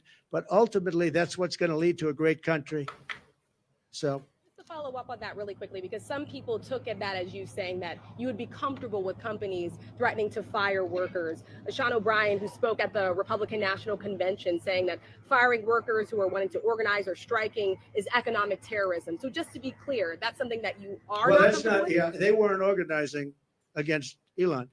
He let them go because he was having a lot of problems in California. They were making it impossible for him.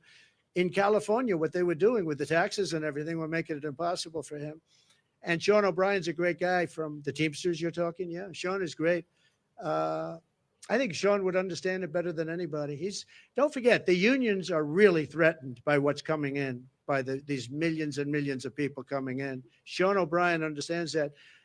The black population is absolutely threatened. The Hispanic population is absolutely threatened, because these people are coming in. They're going to take their jobs. They're going to make it very, very hard. What's happened in our country is very dangerous, very bad thing. Because Governor Tim Walz is out on the campaign trail today, and he's been saying that he believes that you want things to get worse so that you can campaign on it, that you're rooting for failure. What's your response to that? I wish I didn't have to do this. If our country were run by Democrats and it was run beautifully, where we were really being productive and everything else, I would have never done this. I wouldn't have done it if I thought I couldn't have won. I think I can win. I think I can win easily once they're exposed for what they are, which is, radical left lunatics, and that's what they are. They're going to ruin. She's going to ruin our country. Going to ruin our country. And I just hope the people of our country, and I believe they are, because I see it already happening, but I hope they are able to think for themselves, because if they think for themselves, if they look at the destruction that's going to be caused by Kamala and this person from out of nowhere, he came out of nowhere, a state that I love that state, but a state that's doing so poorly. where he's the one that signed in tampons in boys' bathrooms. He signed a bill that boys' bathrooms, all boys' bathrooms in Minnesota will have tampons. And what's going on? What's wrong with us? What's wrong with us as a country? So no, I would, if we had somebody doing a phenomenal job, I would be extremely happy. What I want to do is I want to see, even the last few months, I hope the country does really well, even though it would make it probably a little bit harder to win.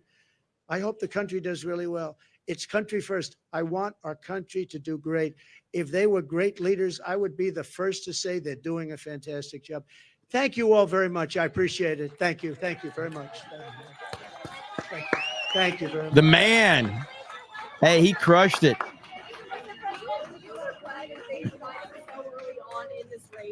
What? Do you regret debating President Biden so early on in the race? Do I regret debating? That's a good question. Biden. So it was his request. He said we should get the debates on early, and I was willing. Don't forget, I got CNN, I got Jake Tapper and Dana Bash. They're not Trump people. They wanted to have a debate where their mics are turned off when the other person's answering the question. They gave me every single thing that I couldn't approve, and I said, yeah, I'll do it. So they got the debate on their terms. They got the network that they dreamt up. But that was really his decision. I had to decide whether or not I felt I wanted to debate him. And I think they didn't want to debate, but I agreed to every single thing. It was a debate where they said, we'll give him something that it'll be impossible for him to accept. And I accepted all the terms, other than when they had us sitting down at a desk. And I said, I think that makes us look bad. I don't want to sit down. Let's stand up. And they agreed to that. Other than that, we gave them CNN, we gave them Dana, and we gave them Jake. And by the way, I have to say, Jake Tapper and Dana Bash were unbelievably straight and honest. And I give them a lot of credit for that. A lot of people were saying you couldn't have a fair debate. I think we have that with ABC. I have some people at ABC that don't like me too much. I find it to be about the worst. George Slobodopoulos. I have a lot of people at ABC that I find it to be actually the most unfair of all the networks, and they want to do it on ABC. Whatever, I don't mind. The question that you're asking, though, about whether or not the debate should have happened would have been a better question to ask of Joe Biden, because had he not done the debate, he would still be running for president and people would be hiding him, just like they're hiding her right now. They're hiding her no different than him, because I believe she's grossly incompetent. And I don't think that when people hear what she has to say, they're going to buy it. Thank you all very much. Thank you. All right. So there we go. Uh-oh. Wheaties or Cheerios? Which one are you taking? I want them too. Which one are you picking? She's 100 years old. She wants my autograph. I think we should do it. Go do it. Look at this guy, man. He's such a showman. She's 100 years old. She wants my autograph. President Trump.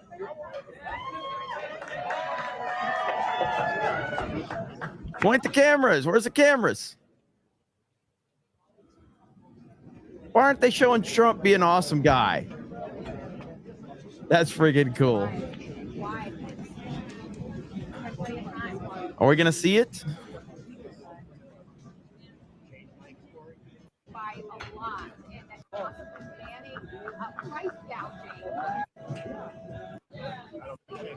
Oh, man. Maybe right side had it. Let's see if right side had it.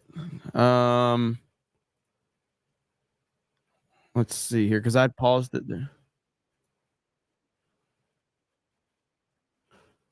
Let's see here. You can actually save $45 at checkout. So it's wonderful. Kids are only having a lot of time.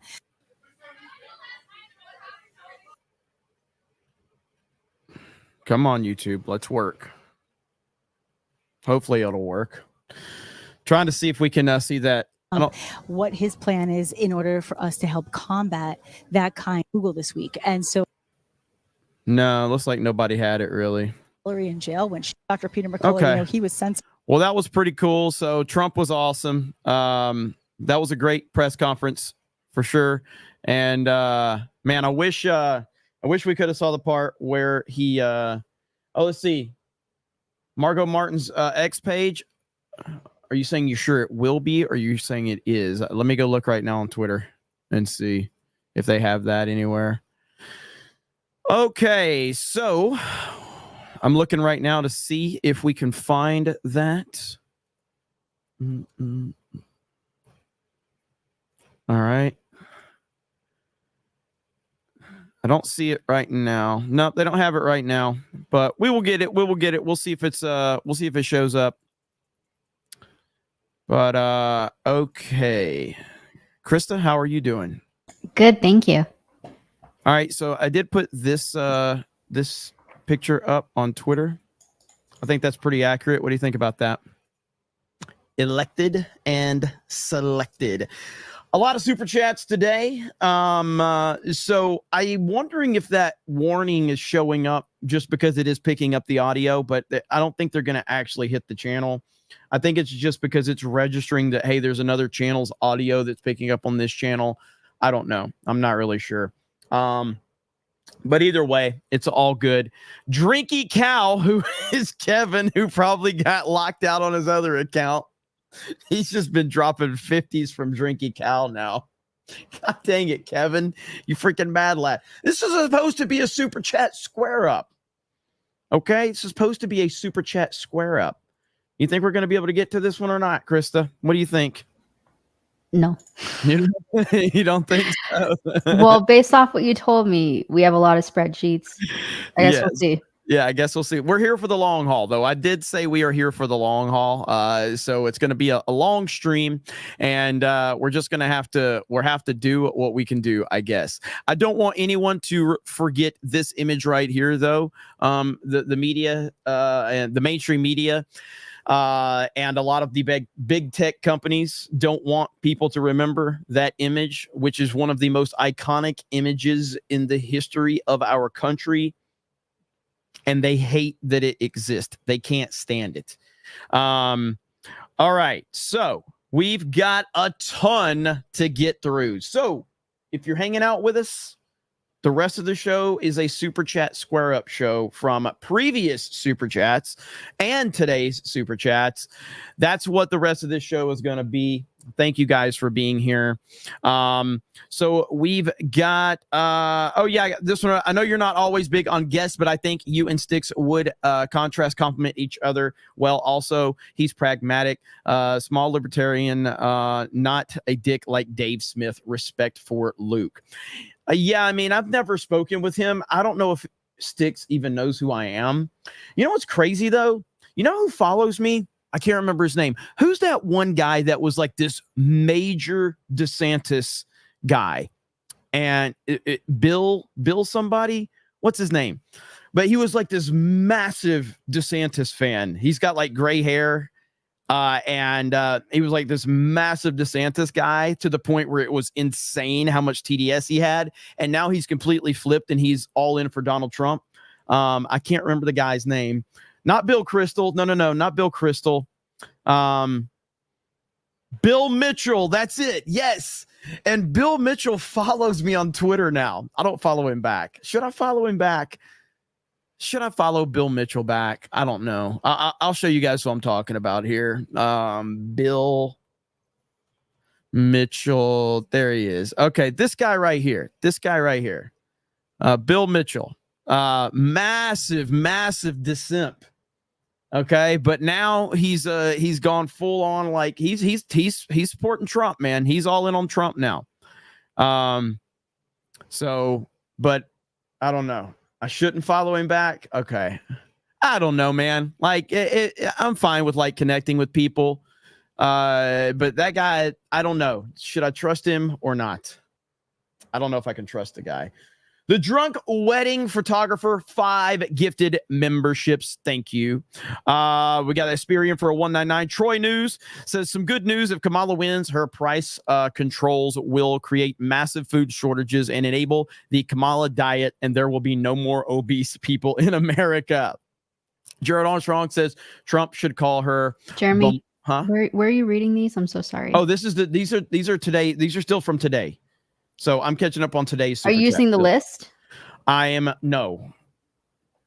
Sorry. Okay, let me pull the list up. I apologize. I'm sorry. All right, hang on. Give me a minute. Let me pull the list up. Krista's mad at me, everybody. So where's today's sheet at?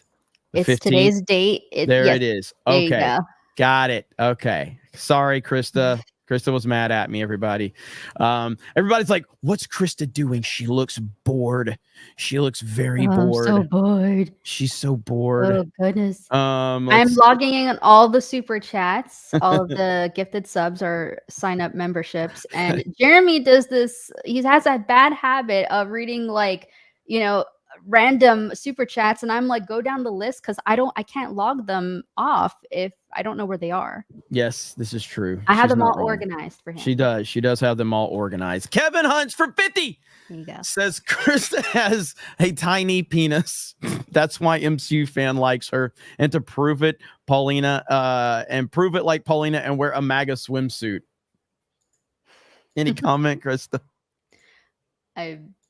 No, don't worry about it. Kevin Hunts for $169 says loving Krista Cast 169. Kevin Hunts for another 50 says D-Reg and Elon can build tunnels, high-speed Space Force, Elon SpaceX, moon base, need a gas pipeline, D-Reg, robo taxes. Please Trump. Please Trump. Hire Elon to the moon. I'm trying to get through it the best I can. Kevin says, God dang it. Fuck, Kevin. Yeah, there's certain, I have to text Kevin afterwards. I'm like, bro, there's some of these I can't read, okay? Like, I can't read. Let's just say that Kevin likes bacon and eggs, okay? We'll just say that. Kevin says, I love birds. I put them in cages and make them say bad words. Named my first bird Elvis. Kevin again for 50. While Trump is retarded, did you see Pepsi, Tesla, semi? All completely wrong. Elon, rescind your endorsement. Explain it to Trump. Thank you, Kevin. Kevin again says, hey, K-Cast, beep, bop, boop, kerplunk. Drinky Cow for 50 says Krista has a gag order. Drinky Cow for 50. Krista, how do you feel about fracking and drilling? Drinky Cow for 50. No apology. No apologize to Elon. I think he says no need to apologize. Elon hire for SpaceX. Lasers or nukes from moon. Totally wrong about Cybertruck. I'm trying, bro. Drinky Cow says Jessica, not roast beef, bacon. I'm interested. Drinky Cow for another 50. Says, did you know Dennis Group Fund Cereal and Halloween and Fake Sugar Company? Thank you, Drinky Cow. Jesus Christ. Google Must Die says, this is smart of Trump. Keep doing regular press conferences on the campaign trail while Kamala avoids entirely. Remind people how bad the economy is and what they will get with her Bidenomics, inflation, Marxism, etc. 1000%. So what is his name? I thought it was Drinky Crow. Oh, well, fuck me. He did have it as cow. I thought he did have it as cow. Drinky Cow's better. Drinky Cow. It was Drinky Cow. He used to have it as Drinky Cow. So he must have changed it. He's been following us forever. So yeah, Drinky Cow is even better anyway, Kevin. What the fuck are you doing? Drinky Cow is a 10 times better name. Not even close. Right now, I'm pulling an executive order. Drinky Cow is 10 times better, bro. Change it right now, Kevin. Right now. That's an executive order. We got to get that changed. Bent's Corn Farm says MXR Plus just uploaded a video titled Our Final Goodbye. Maybe he and his mate, what's her name? Janine Lee, can join Geeks and Gamers as a permanent job, or they can appear as guests on Tuesday Night's Main Event, FNT, or The Real BBC.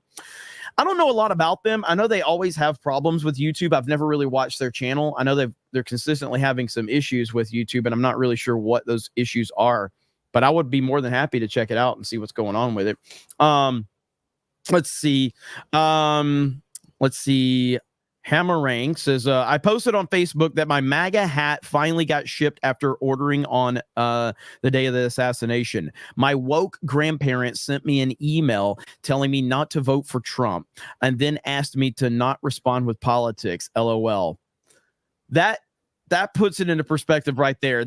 You have family members that like tell you not to do something politically, but then they tell you not to respond with politics. That's pretty on point right there. That's why I tend to not talk politics with friends or family unless I already kind of know where their politics are, but there's no point in getting into those discussions because it ain't worth it. Kevin Hunt says, we ready. I'm from St. Louis. Cory Bush coming for Trump. Watch out. XPM says, great talent. It wasn't close. I'm going to use that every time I shit on someone in Call of Duty from now on. Spoken like a G. Trump is always a G. He's always a G. Red Mage says, was just in Japan a few days ago. And at the bookstore, I did see Time magazine, which had the Trump photo on the cover. So did Time end up actually using the photo or in the end, or did they change it just for the U.S.? That's a good question. Thank you, Ellie Reen, for the 10 gifted memberships. Another 10 gifted memberships. That's the second 10 you've sent. I did notice that because I was at Walmart maybe it was at Walmart. I don't remember. I was maybe at Target. And I did see the Time cover with this picture on it. So I don't know if they backtracked on the decision. I really don't know. If anybody has any more information on that, let me know. But I saw it in stores.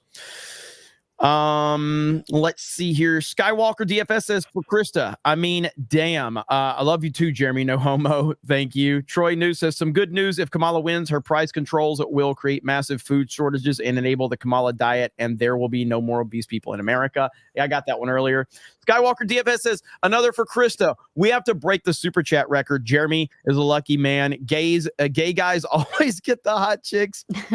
Clock says Trump should call out Tim Walz as a dictator, having the police forced to shoot at citizens with paintballs during the lockdown and setting up snitch hotline. Yeah, I don't know if he's going to put that much emphasis on Walz. He will take shots there, like calling him Tampon Tim and stuff like that, but I don't think he needs to give him too much oxygen for sure. Hellrats96 says, I can't wait to vote Trump and unburden myself from what has been for the last 4 years. Dave Chandler says, take clips from this and do a man on the street bit. Ask if they saw President Trump's announcement from the White House today. See how many people don't even realize Trump is no longer president. He was very presidential, and he appears this is why these press conferences are so important. He appears so presidential in these press conferences, and it just puts people's minds at like, yeah, he's the president. He's the president. He has to keep doing these. Listen, he's already done what I asked of him, and all I wanted from Trump was for him to go back on Twitter, and he's doing that. Or X, okay? Now, how much is he on there? I don't know. He's only tweeted, let's see here. Right here. So he he tweeted this today. Have you seen this, Krista? I did, yeah, when I woke up this morning. Yeah, so he tweeted this today on X, okay? Mm-hmm. Wait a minute. Jeremy, there's going to be another Twitter space coming August 19th with Elon and Dan. Really? Hang on. Monday? What date? August? Monday, the 19th. So is it just... That's coming up. Okay, but it's not Elon and Trump, right? It's Trump, it's Dan from Trump's team. Is that what it is? Let me look and see that real quick.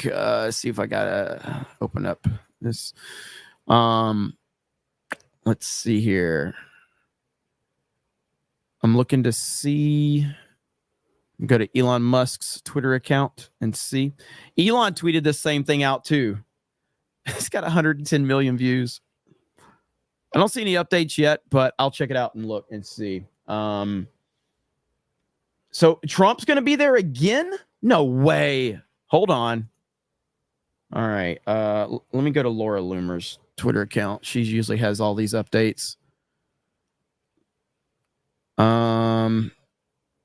Where did you guys see that announced? Do you see it anywhere, Krista? Or you're dealing with Super Chat, so it's fine. Okay. Let me check. Maybe even Benny Johnson sometimes has stuff. Or ALX. Mm-hmm. Let's see here. Yeah, I see nothing. Yeah, where are you guys seeing that at? It's a X Spaces. I'm looking right now, but I don't see it. Come on. All right, I'm looking up X Spaces and see. Yeah, they only are advertising. The last advertisement was the Trump Elon. Yeah. Yeah, that's all I see. Well. All right, we'll keep looking to see if we can get that confirmed or not, but I don't see anything about that from like any major sources that I'm familiar with, but that doesn't mean it's not happening. It just means that I don't see anything on that yet, but I will keep my eyes open for that. Okay.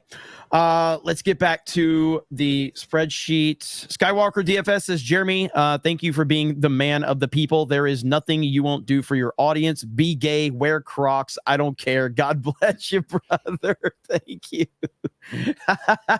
Dave Chandler says, the only way Trump can win against all the dim propaganda is to force them to cover him like they did in 2016. Make them choose hide Kamala or cover Trump. Ratings or a ideology effing their games, or fuck their games. 1000%.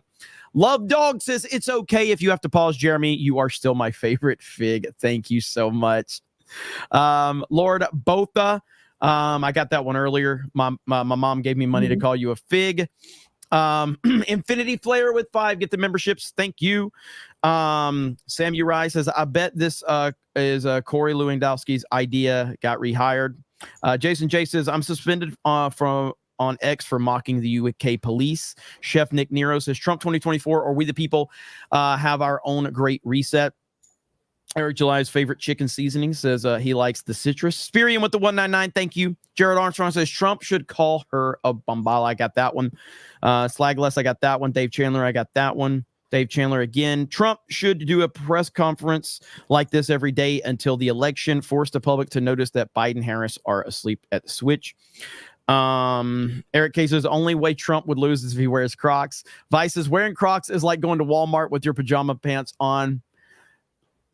That hurts, because if you guys know, one of my pet peeves, I can't stand when people go to Walmart or just in public in general. I can't stand when people go, especially a grown-ass man. A grown-ass man should never go to Walmart wearing pajamas. Get the fuck out of here, dude. Like, it infuriates me. It infuriates me. I can't stand it. And I see these grown-ass dudes walking around Walmart with pajamas on, and I fucking hate it. I fucking hate it. Oh, it drives me crazy. I have zero respect for you if you go to Walmart wearing pajama pants as a man, all right? Anyway, moving on. I got Eric's Vice. Let's see. Lick a dick a day. Holy shit. Ben and Jeremy are best friends. Keenan for 2 says, I'm glad to see Krista. Hot Fart Fernando says, Applejacks unsubscribed and reported. Applejacks are awesome. Brett the Illustrator says, Jeremy, Fox News has news reporter audio on the questions. Yeah, thank you. You're the reason I've switched over there. Darth Gavel says, Jeremy, please consider bringing MXR on, and I don't know how you say her name, Potastic Panda into the Geeks and Gamers fold permanently. They are good people who don't deserve what's happening to them. In order for us to get to that level, like we're gonna have to get some level of income either directly on our website or focus in on locals. And I'm not sure what direction we're going to go. I mean, we've been putting money into the website, but I'm not sure we're going to be able to develop exactly what I want for the full user experience.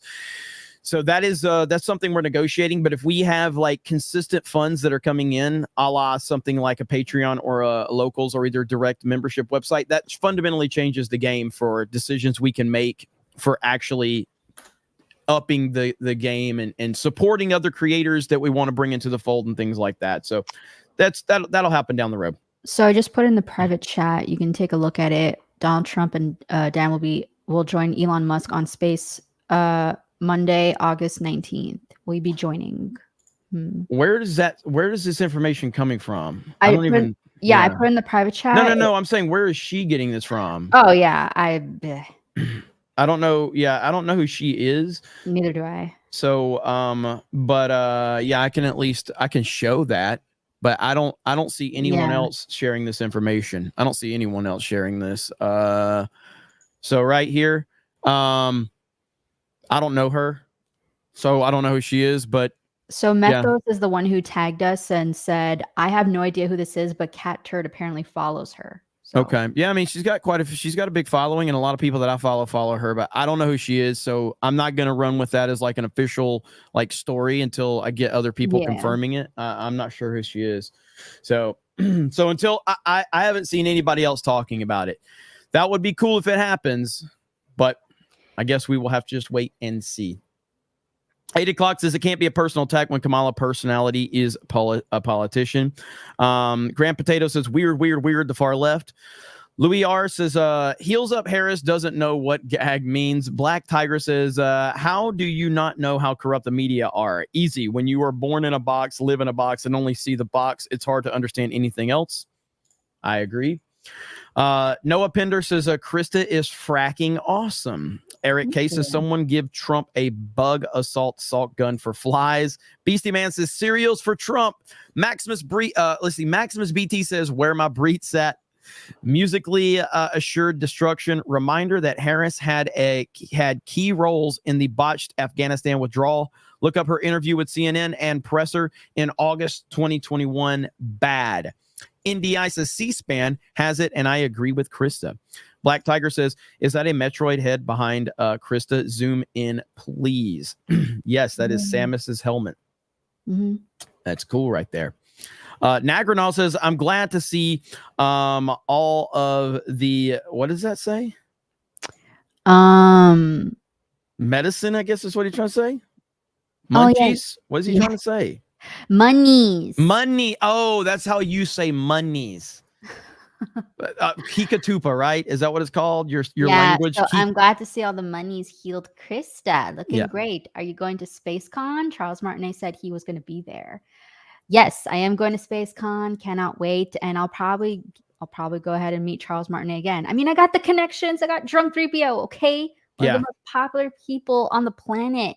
Yeah. That goes to cons with Gina Carano. So maybe he could hook me up. Never know.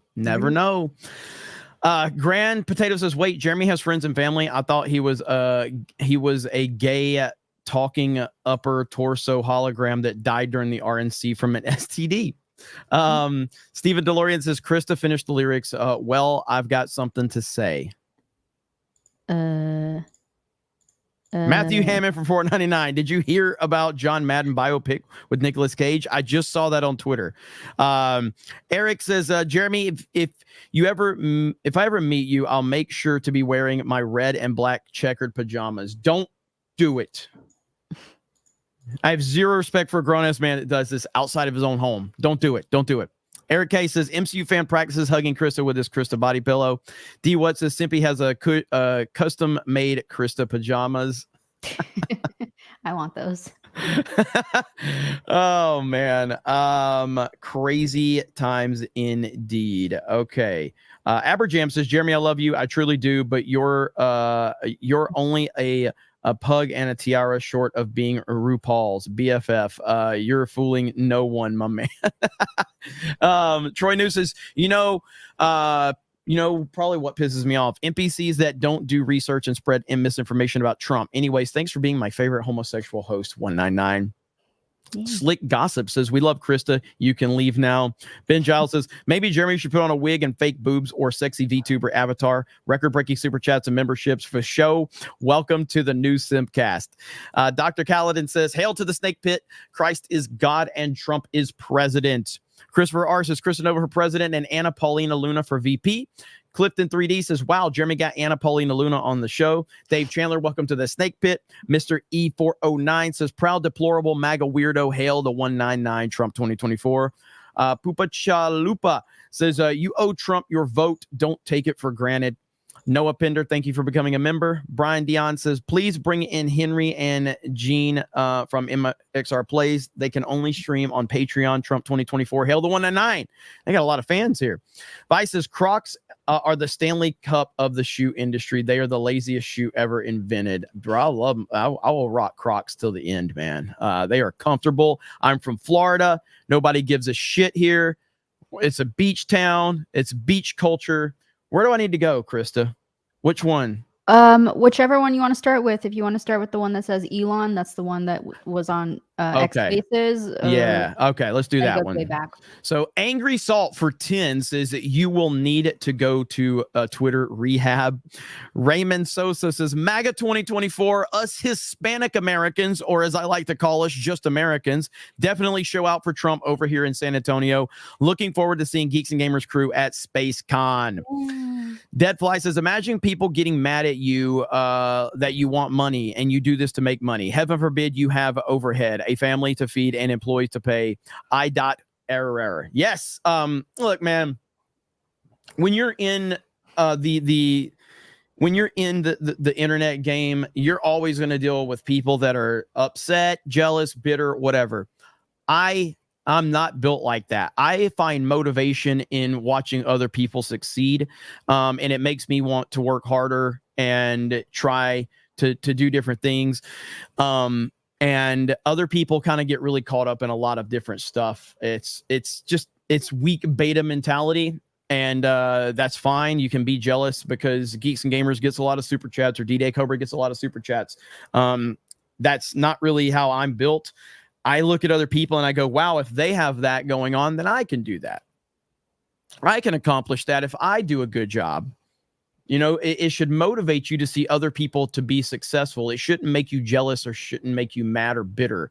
But that's just how some people, you learn from other people and you try to apply it to what you can do.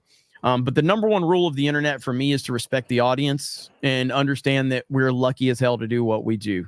I mean, the fact that we're on the internet and we're able to talk and I'm able to build the business out of the audience means I work for no one but the audience. Now, yes, we do have sponsorship opportunities that Rumble's been working with us on and things like that, which has been great. And that will help us moving forward. But I like the idea that we work for the audience and the audience kind of determines the direction of where we go, obviously with like my lead and other people's lead within the team. But the audience determines the directions we go, and you guys can guide where we go. And I think that's a very, very good business model when you are an internet personality. Xanaximus for 50 says, yes, donuts for the team. Valiant Renegade for 50 says, I'm going to watch this with the cool people here. Jim Daniels with a proper 199 and says, Jim Daniels is watching too. I remember when you sent that one in during the spaces. Harley Dave for 50 says, streamers who highlight their own messages are figs. I want to at least contribute to the madness, even if I'm the one who posted the 5 subs for Twitter's payout. Gabe, Elon emoji win. Krista, I agree with Jay. Maybe we need an IDOT emoji for Geeks and Gamers and for Cobra Cast. That's what we need. Samuel 450 says, please change incentive structures from the top down. The education system is forced to spend their money or lose it the next year, be given less. Why not encourage them to save and reward them for being frugal? Stop rewarding frivolous spending. Thank you, Samuel. Are you here, Samuel? Thank you for the super chat from the other day. Harley Dave, who I know is here in the chat because I saw him earlier with another 50, says this stream is the best thing that the 199 has ever achieved. Hail the 199. Thank you, Harley Dave. Appreciate that. X-Wing says Jeremy's first song he made on SoundCloud. What's up, X-Wing? I said that one. J Train M for 20 says, I'm a pharmacist, seen people eat suppositories and put oral pills up their butthole. Lots of Harris supporters. God dang it. Hey, Jeremy, I defended Geeks and Gamers when it was a Delarose guy was trashing G&G, and you and Big Mike replied, am I famous now? Haha. Absolutely, you are. Absolutely. Look, at the end of the day, I said my piece on that. I got no beef with anybody. As long as, think like my attitude on it is, as long as there's not like carryover, I have no problem. Like once I've said my piece with someone I have an issue with, they say their piece, we can just walk away from it, shake hands, and have a clean slate at that point in time.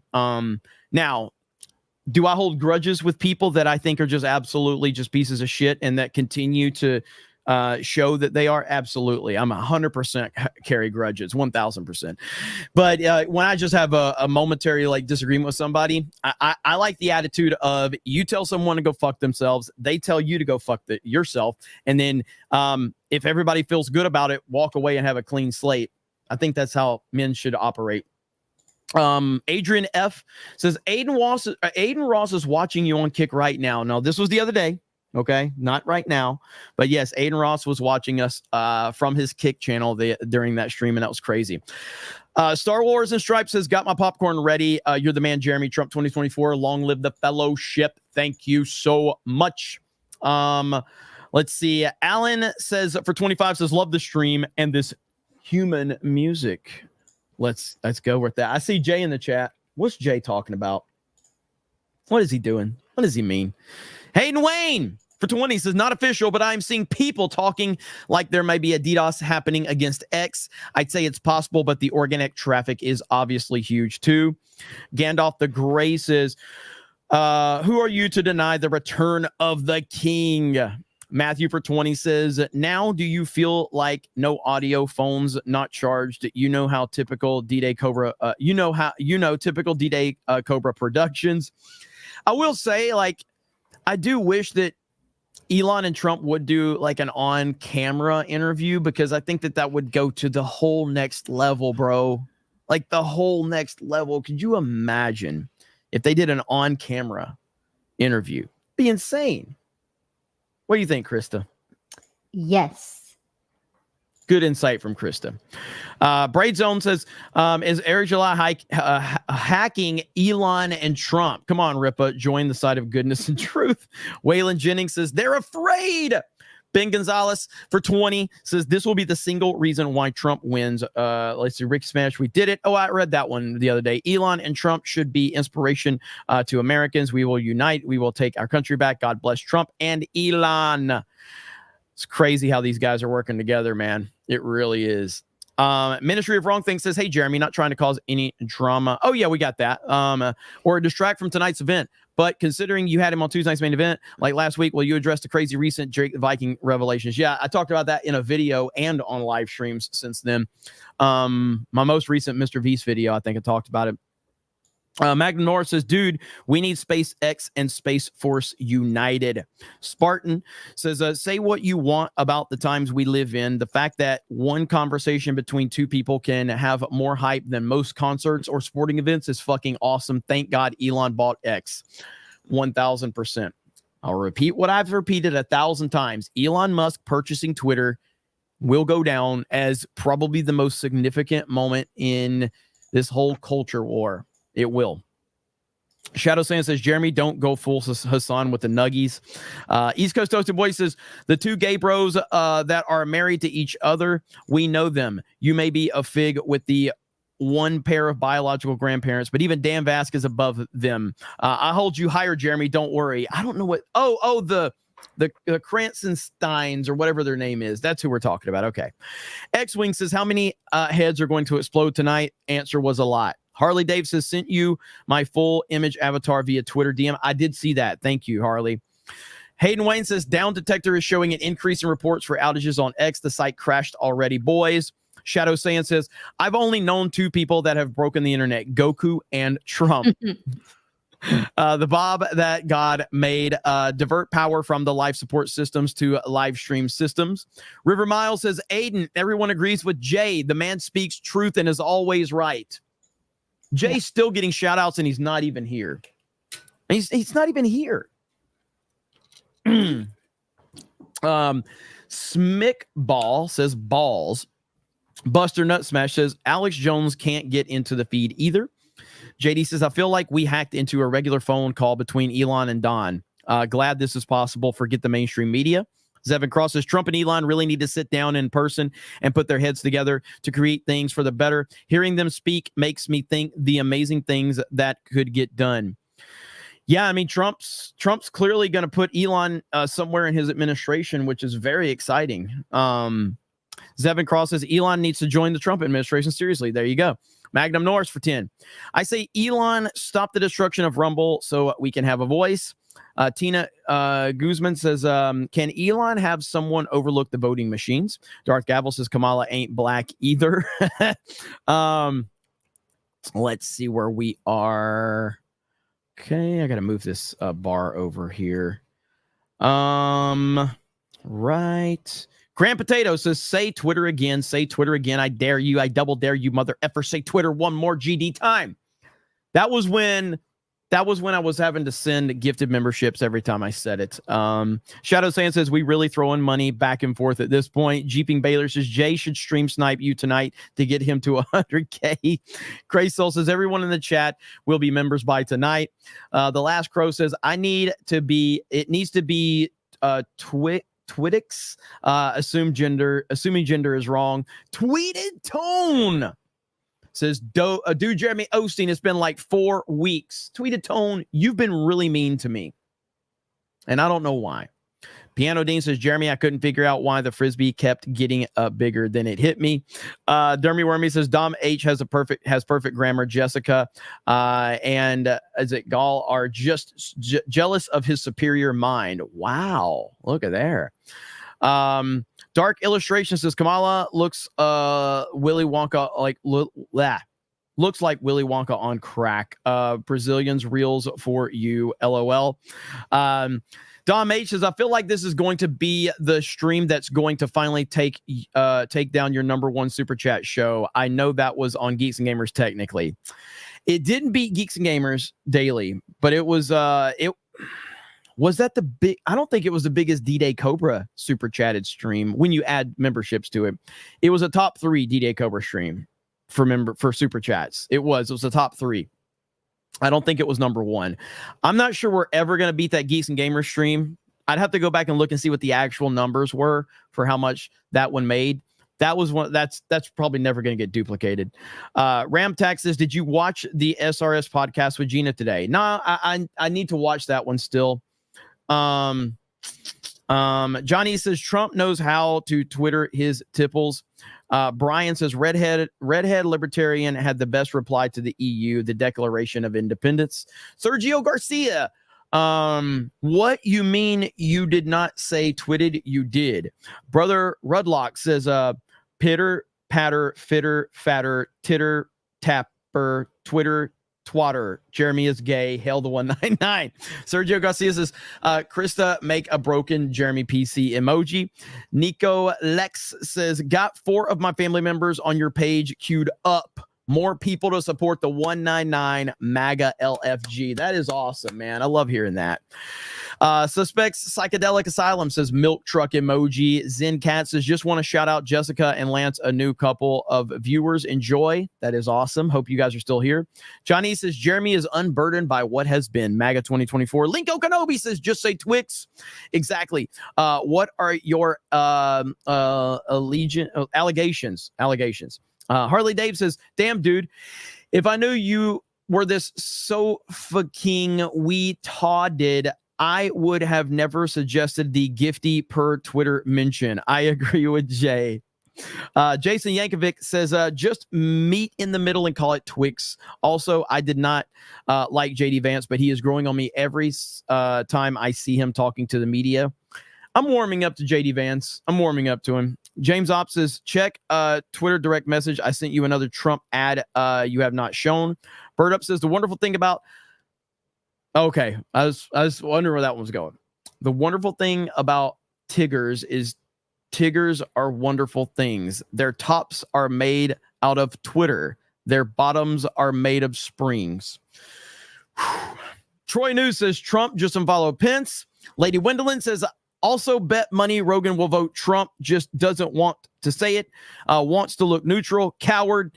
he's just helping Kamala, supporting RFK. I do agree he's a coward. Objectively, a cat says in chat for 2-tier. Is it Kier? God bless the USA. Mo Zamboni says, got that meme on X for you, brother. MAGA powers. Jason Ingram says, for no reason in particular. Well, thank you.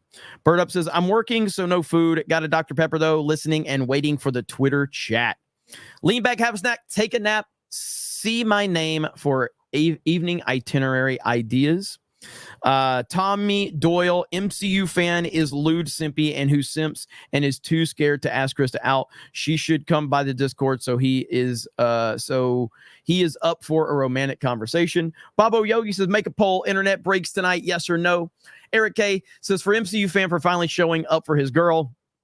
Mad Master Porky says, please forgive Jeremy's stupidity, chat. Someone Twittered his tipples when he was younger. Ada Clock says, Kamala campaign is calling Mark Zuckerberg to appear on Facebook. Mike says, what's up, Jeremy? Krista Hailstorm. Let's get Jay in here. Maybe Beardo. I guess LOL MAGA 2024. ML Jep says, evening, Jeremy. No food on my end. Working my grocery store shift. Have some shekels for the chair. 199. Thank you. Hawk Tua, my shaft says, Jay and Jeremy are my fig brothers. Durag Bob Iger.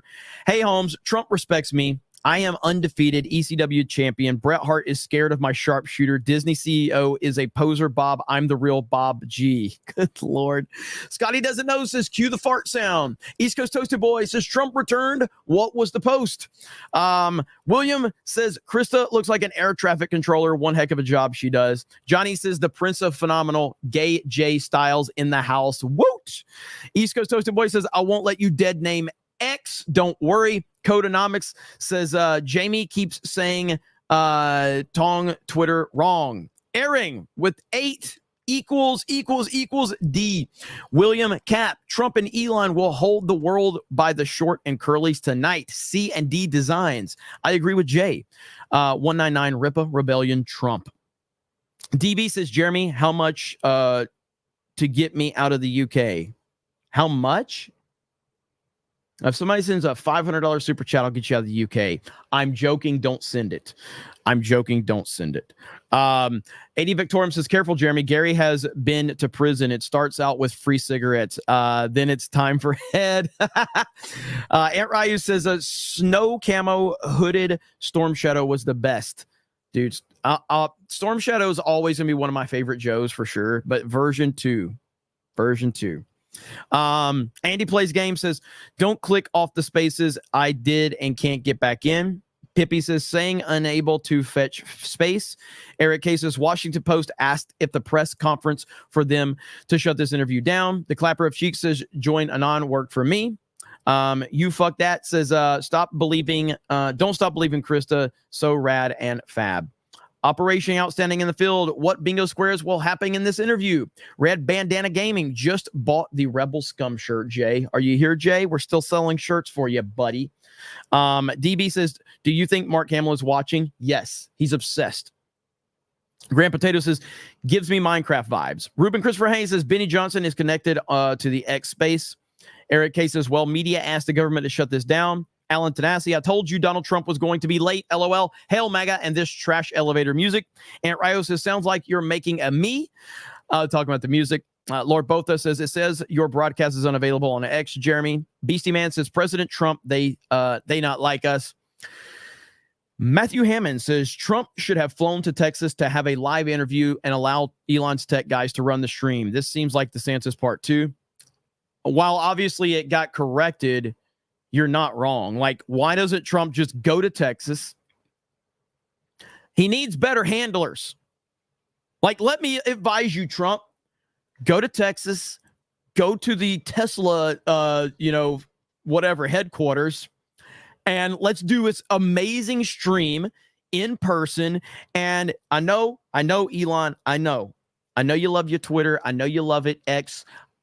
Stream it on every platform. Stream it on Twitter, stream it on YouTube, stream it on Kick, stream it on Rumble. Blast this all around the world. Put it on every platform.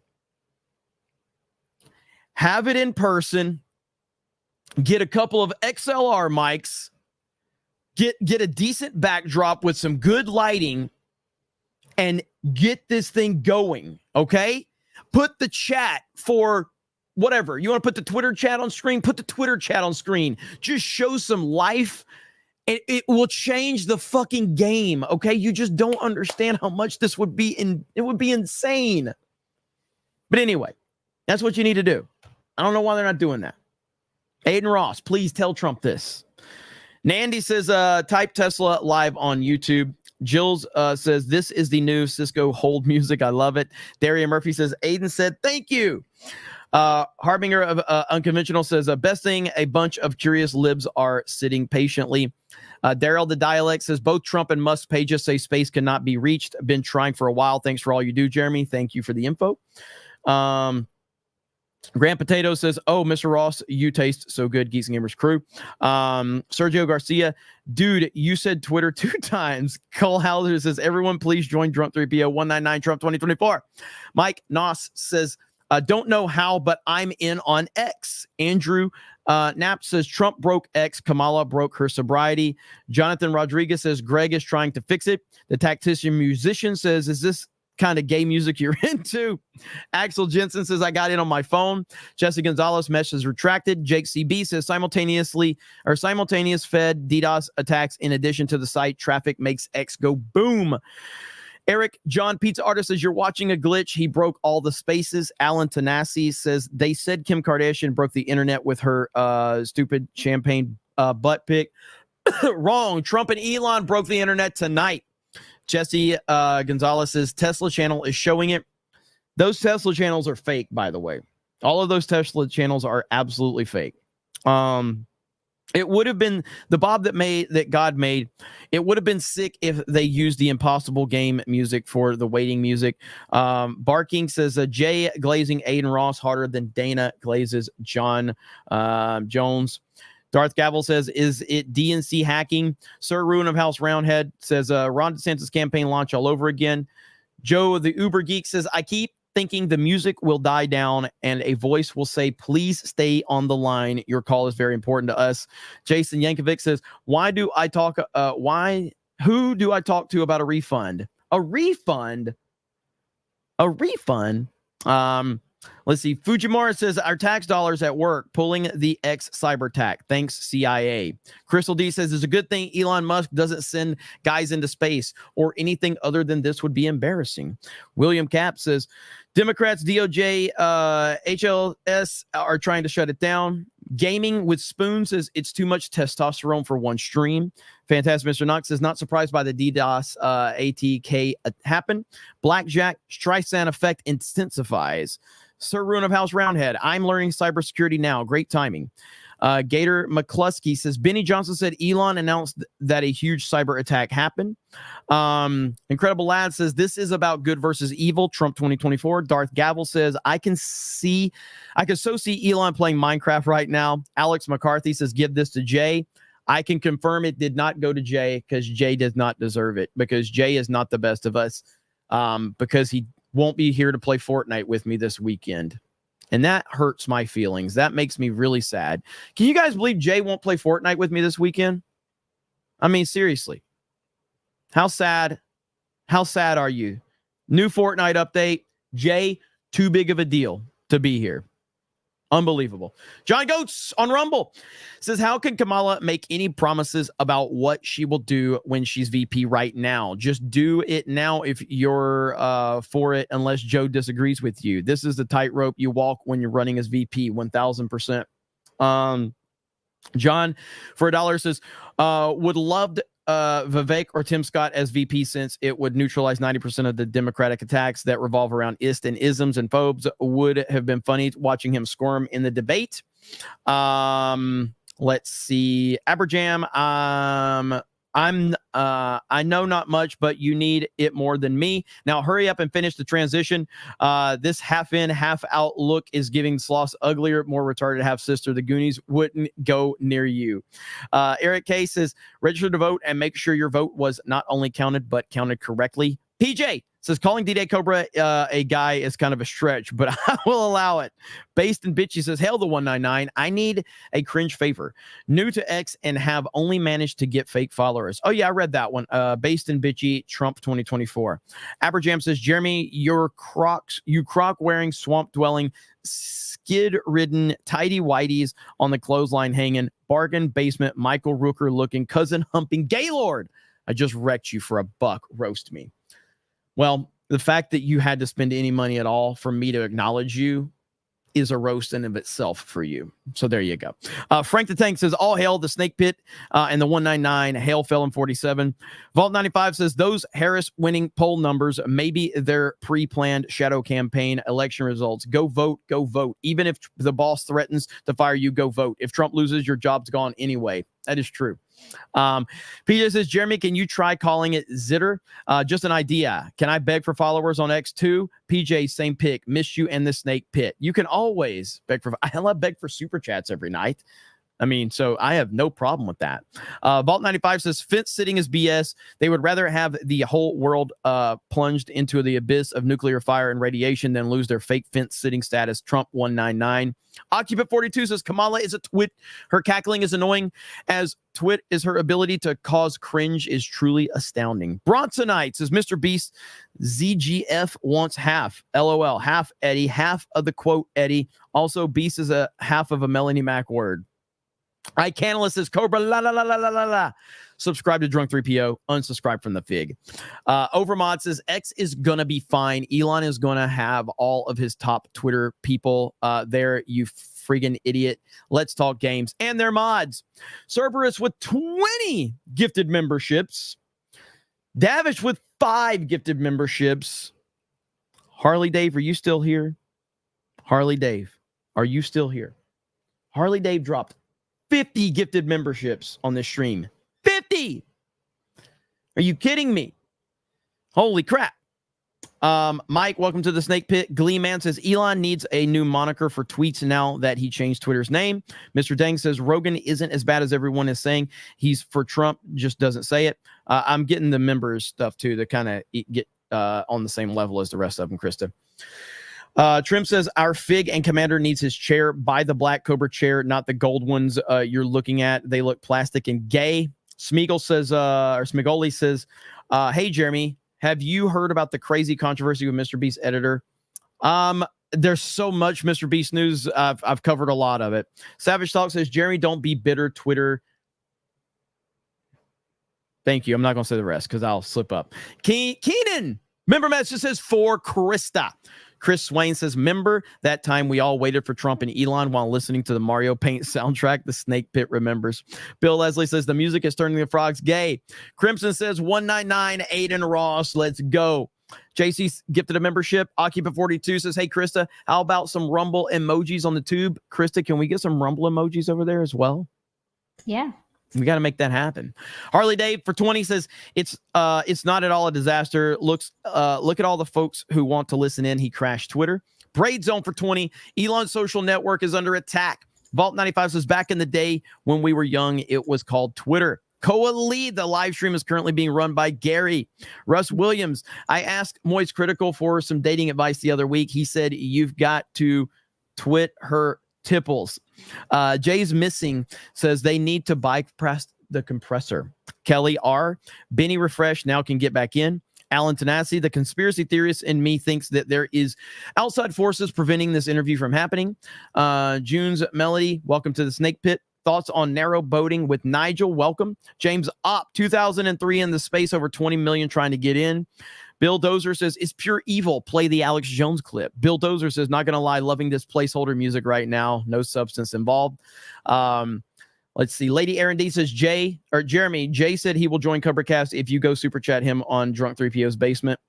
I didn't super chat him and he still joined. How's that for power? How's that for power? If you're just tuning in, I'm catching up from super chats from the other night, guys. So, Little Orphan Funkhousers, remember everyone, vote in your local primaries as well as the general election. Hell, IDOTS 199, the fellowship, also Krista, make a J emoji. St. Adam says, I would like to see a J rant emoji or something like that. Hail the Snake Pit. Maticus Finch, welcome to the Snake Pit. Darian Murphy. Elon tweeted again. Matt Damon says, Matt Damon. Andrew Knapp says, pretty sure you owe Dan Bass $3 for his super. I don't owe Dan Bass shit. And if he's still in this chat, someone ban him right now.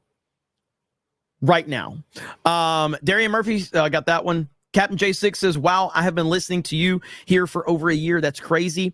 I'm lucky I'm not gay now like you, but seriously, thanks for the fun and the info. You're welcome. I am JMS says, how long do you think they go? It was what? It was almost 2.5, 3 hours. Vets Talking says the music will be in my dreams tonight. Andrew CR says big gulps, huh? Jeremy's screaming back in. Jeremy keeps saying the R word live on YouTube brings a tear to my eye. Stalin Falcon says it's a Carano pronoun song. Dean H says scanning in, hail the 199, hail D-Day Cobra. Corinne Jean Pierre has said today that Biden now supports no taxes on tips. How about that? Marlena, welcome to the Snake Pit. Stephen Brown says shout out to Drunk 3PO and X-Wing for the Fortnite dub and the daughter's revenge. God bless Trump and the 199. Drinky Cow for 50. Good Lord, Drinky Cow. I'm calling it Cow too. It's Drinky Cow. Drinky Cow.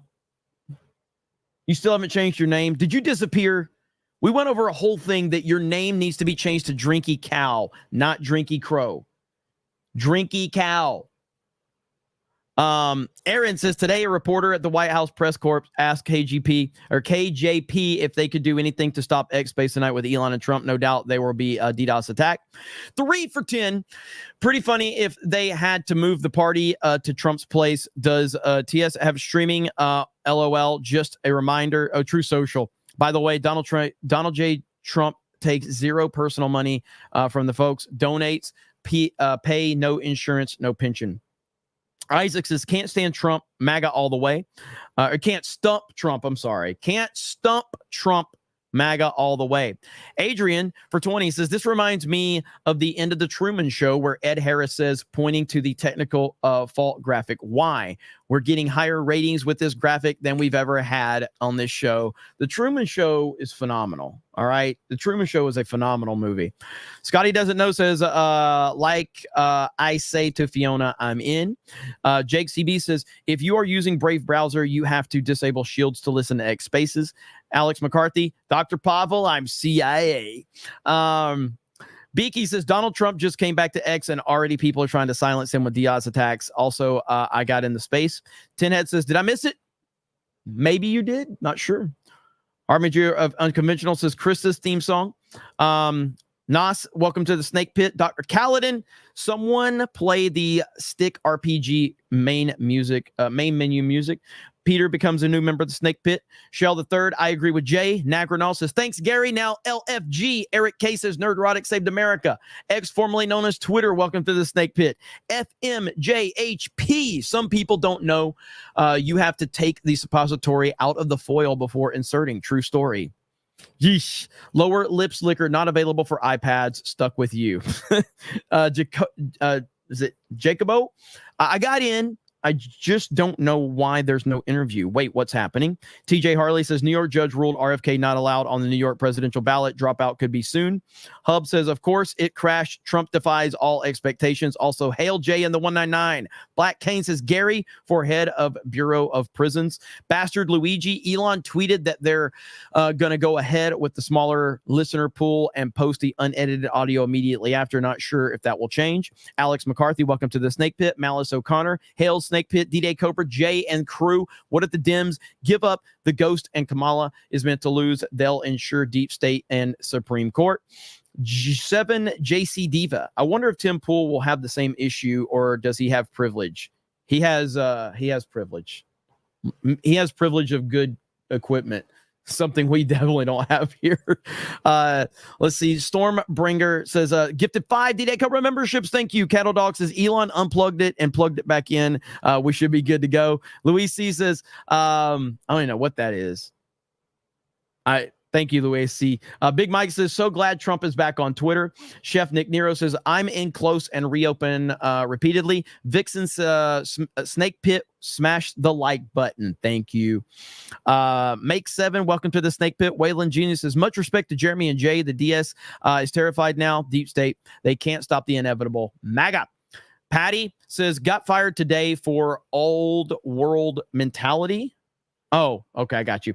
Grant Potato says, Trump, I heard that Elon had all the servers, the best servers. I don't know what this, I don't know this is what I tell people. This is what people tell me. Spud says, it's running on Tesla's YouTube channel. It's not running on Tesla's YouTube channel. That was a fake stream. There's Brock's 50 gifted memberships. Midgar Ninja, welcome to the Snake Pit. Cole Hauser, Elon needs a BET, broadcast energy transmitter.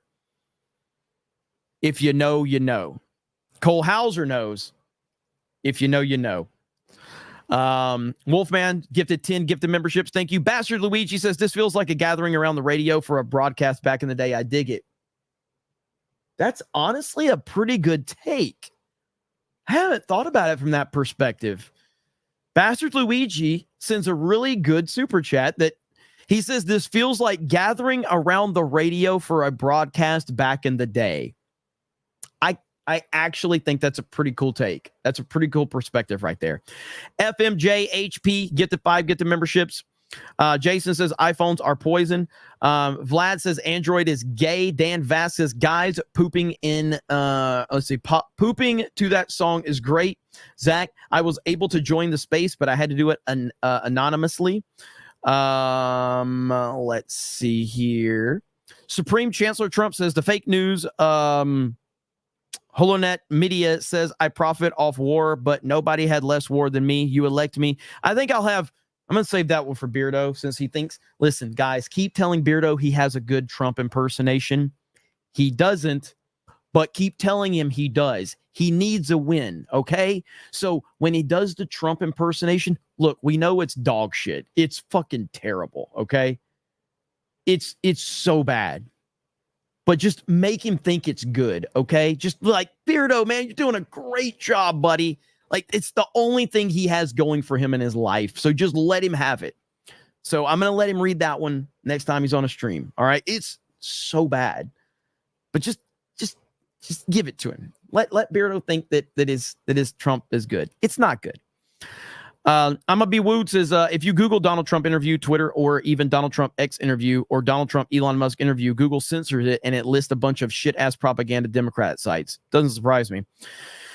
Let's see. Ben Gonzalez, Patriot, says this will unite America. Look at the humanity Trump gives solutions. We Americans, hardworking workers, know how much the Democrats have destroyed America. God bless.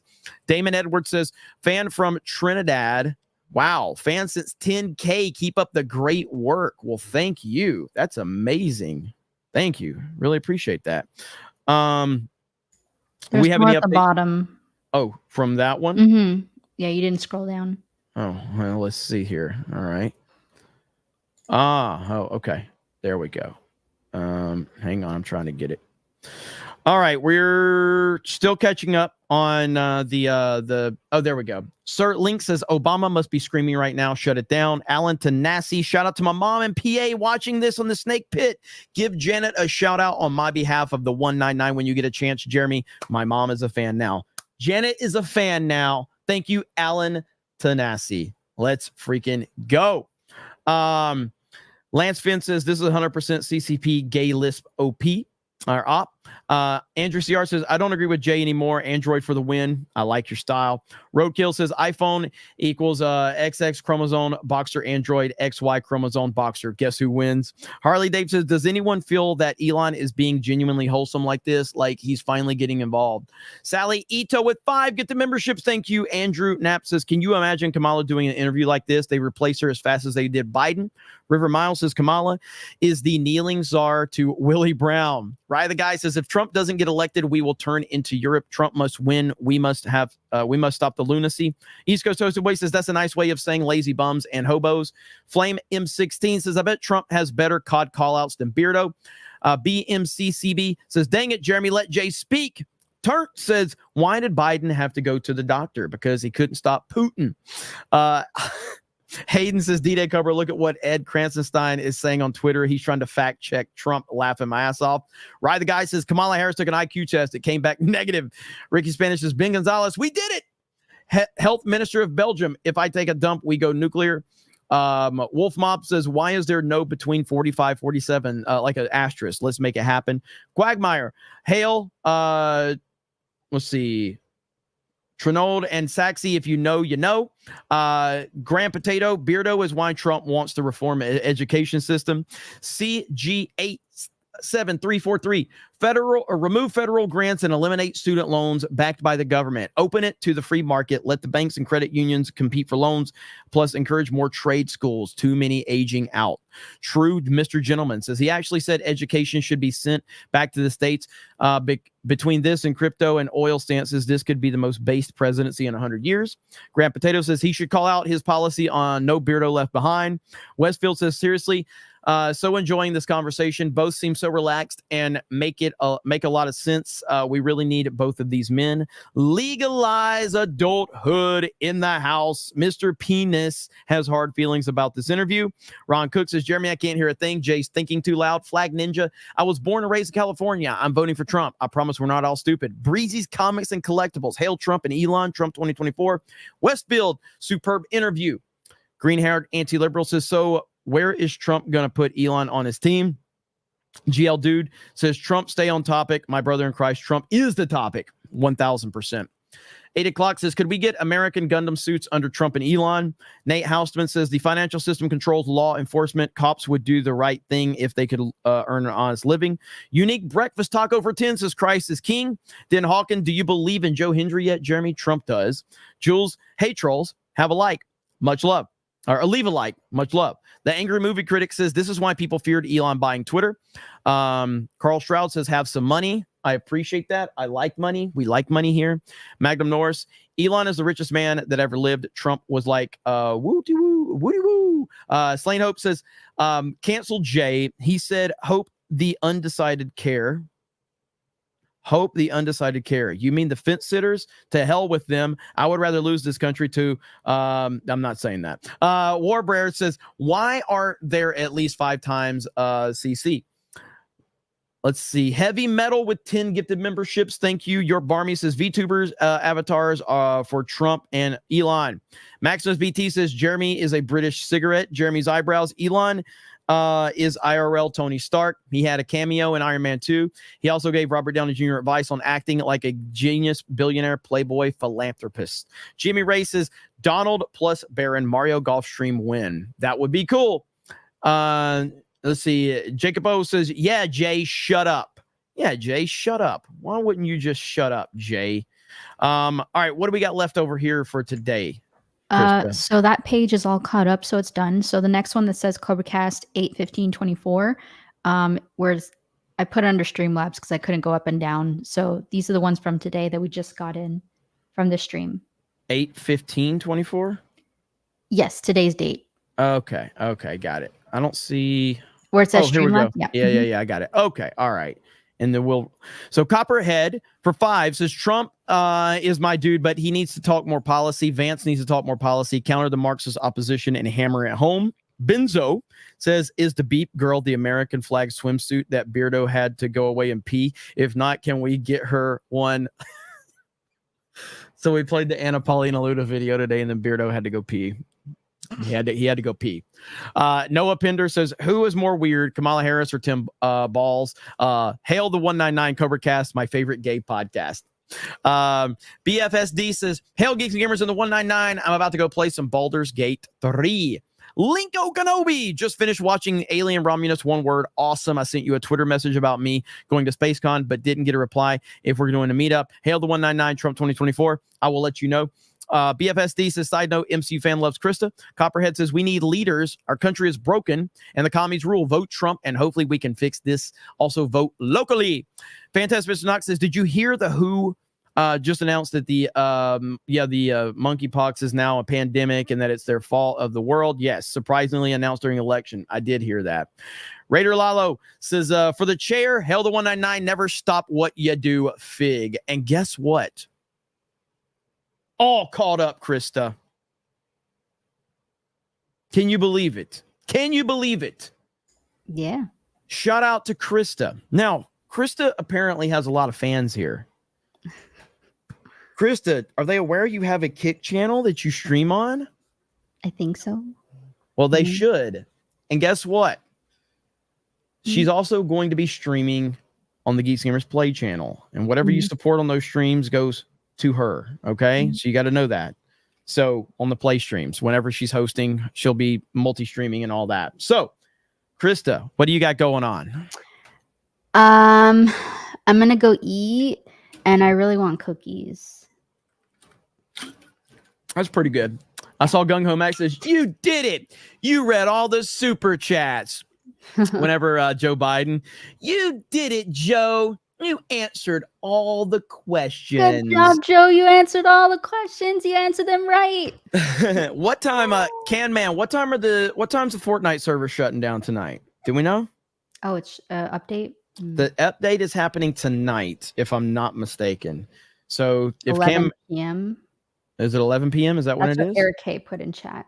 11 Eastern. Ooh, that's I mean, it's already 7:20, so we probably can't get any Fortnite. And you know what? There's going to be a ton of Fortnite tonight. I need to make videos. Tweet it to him.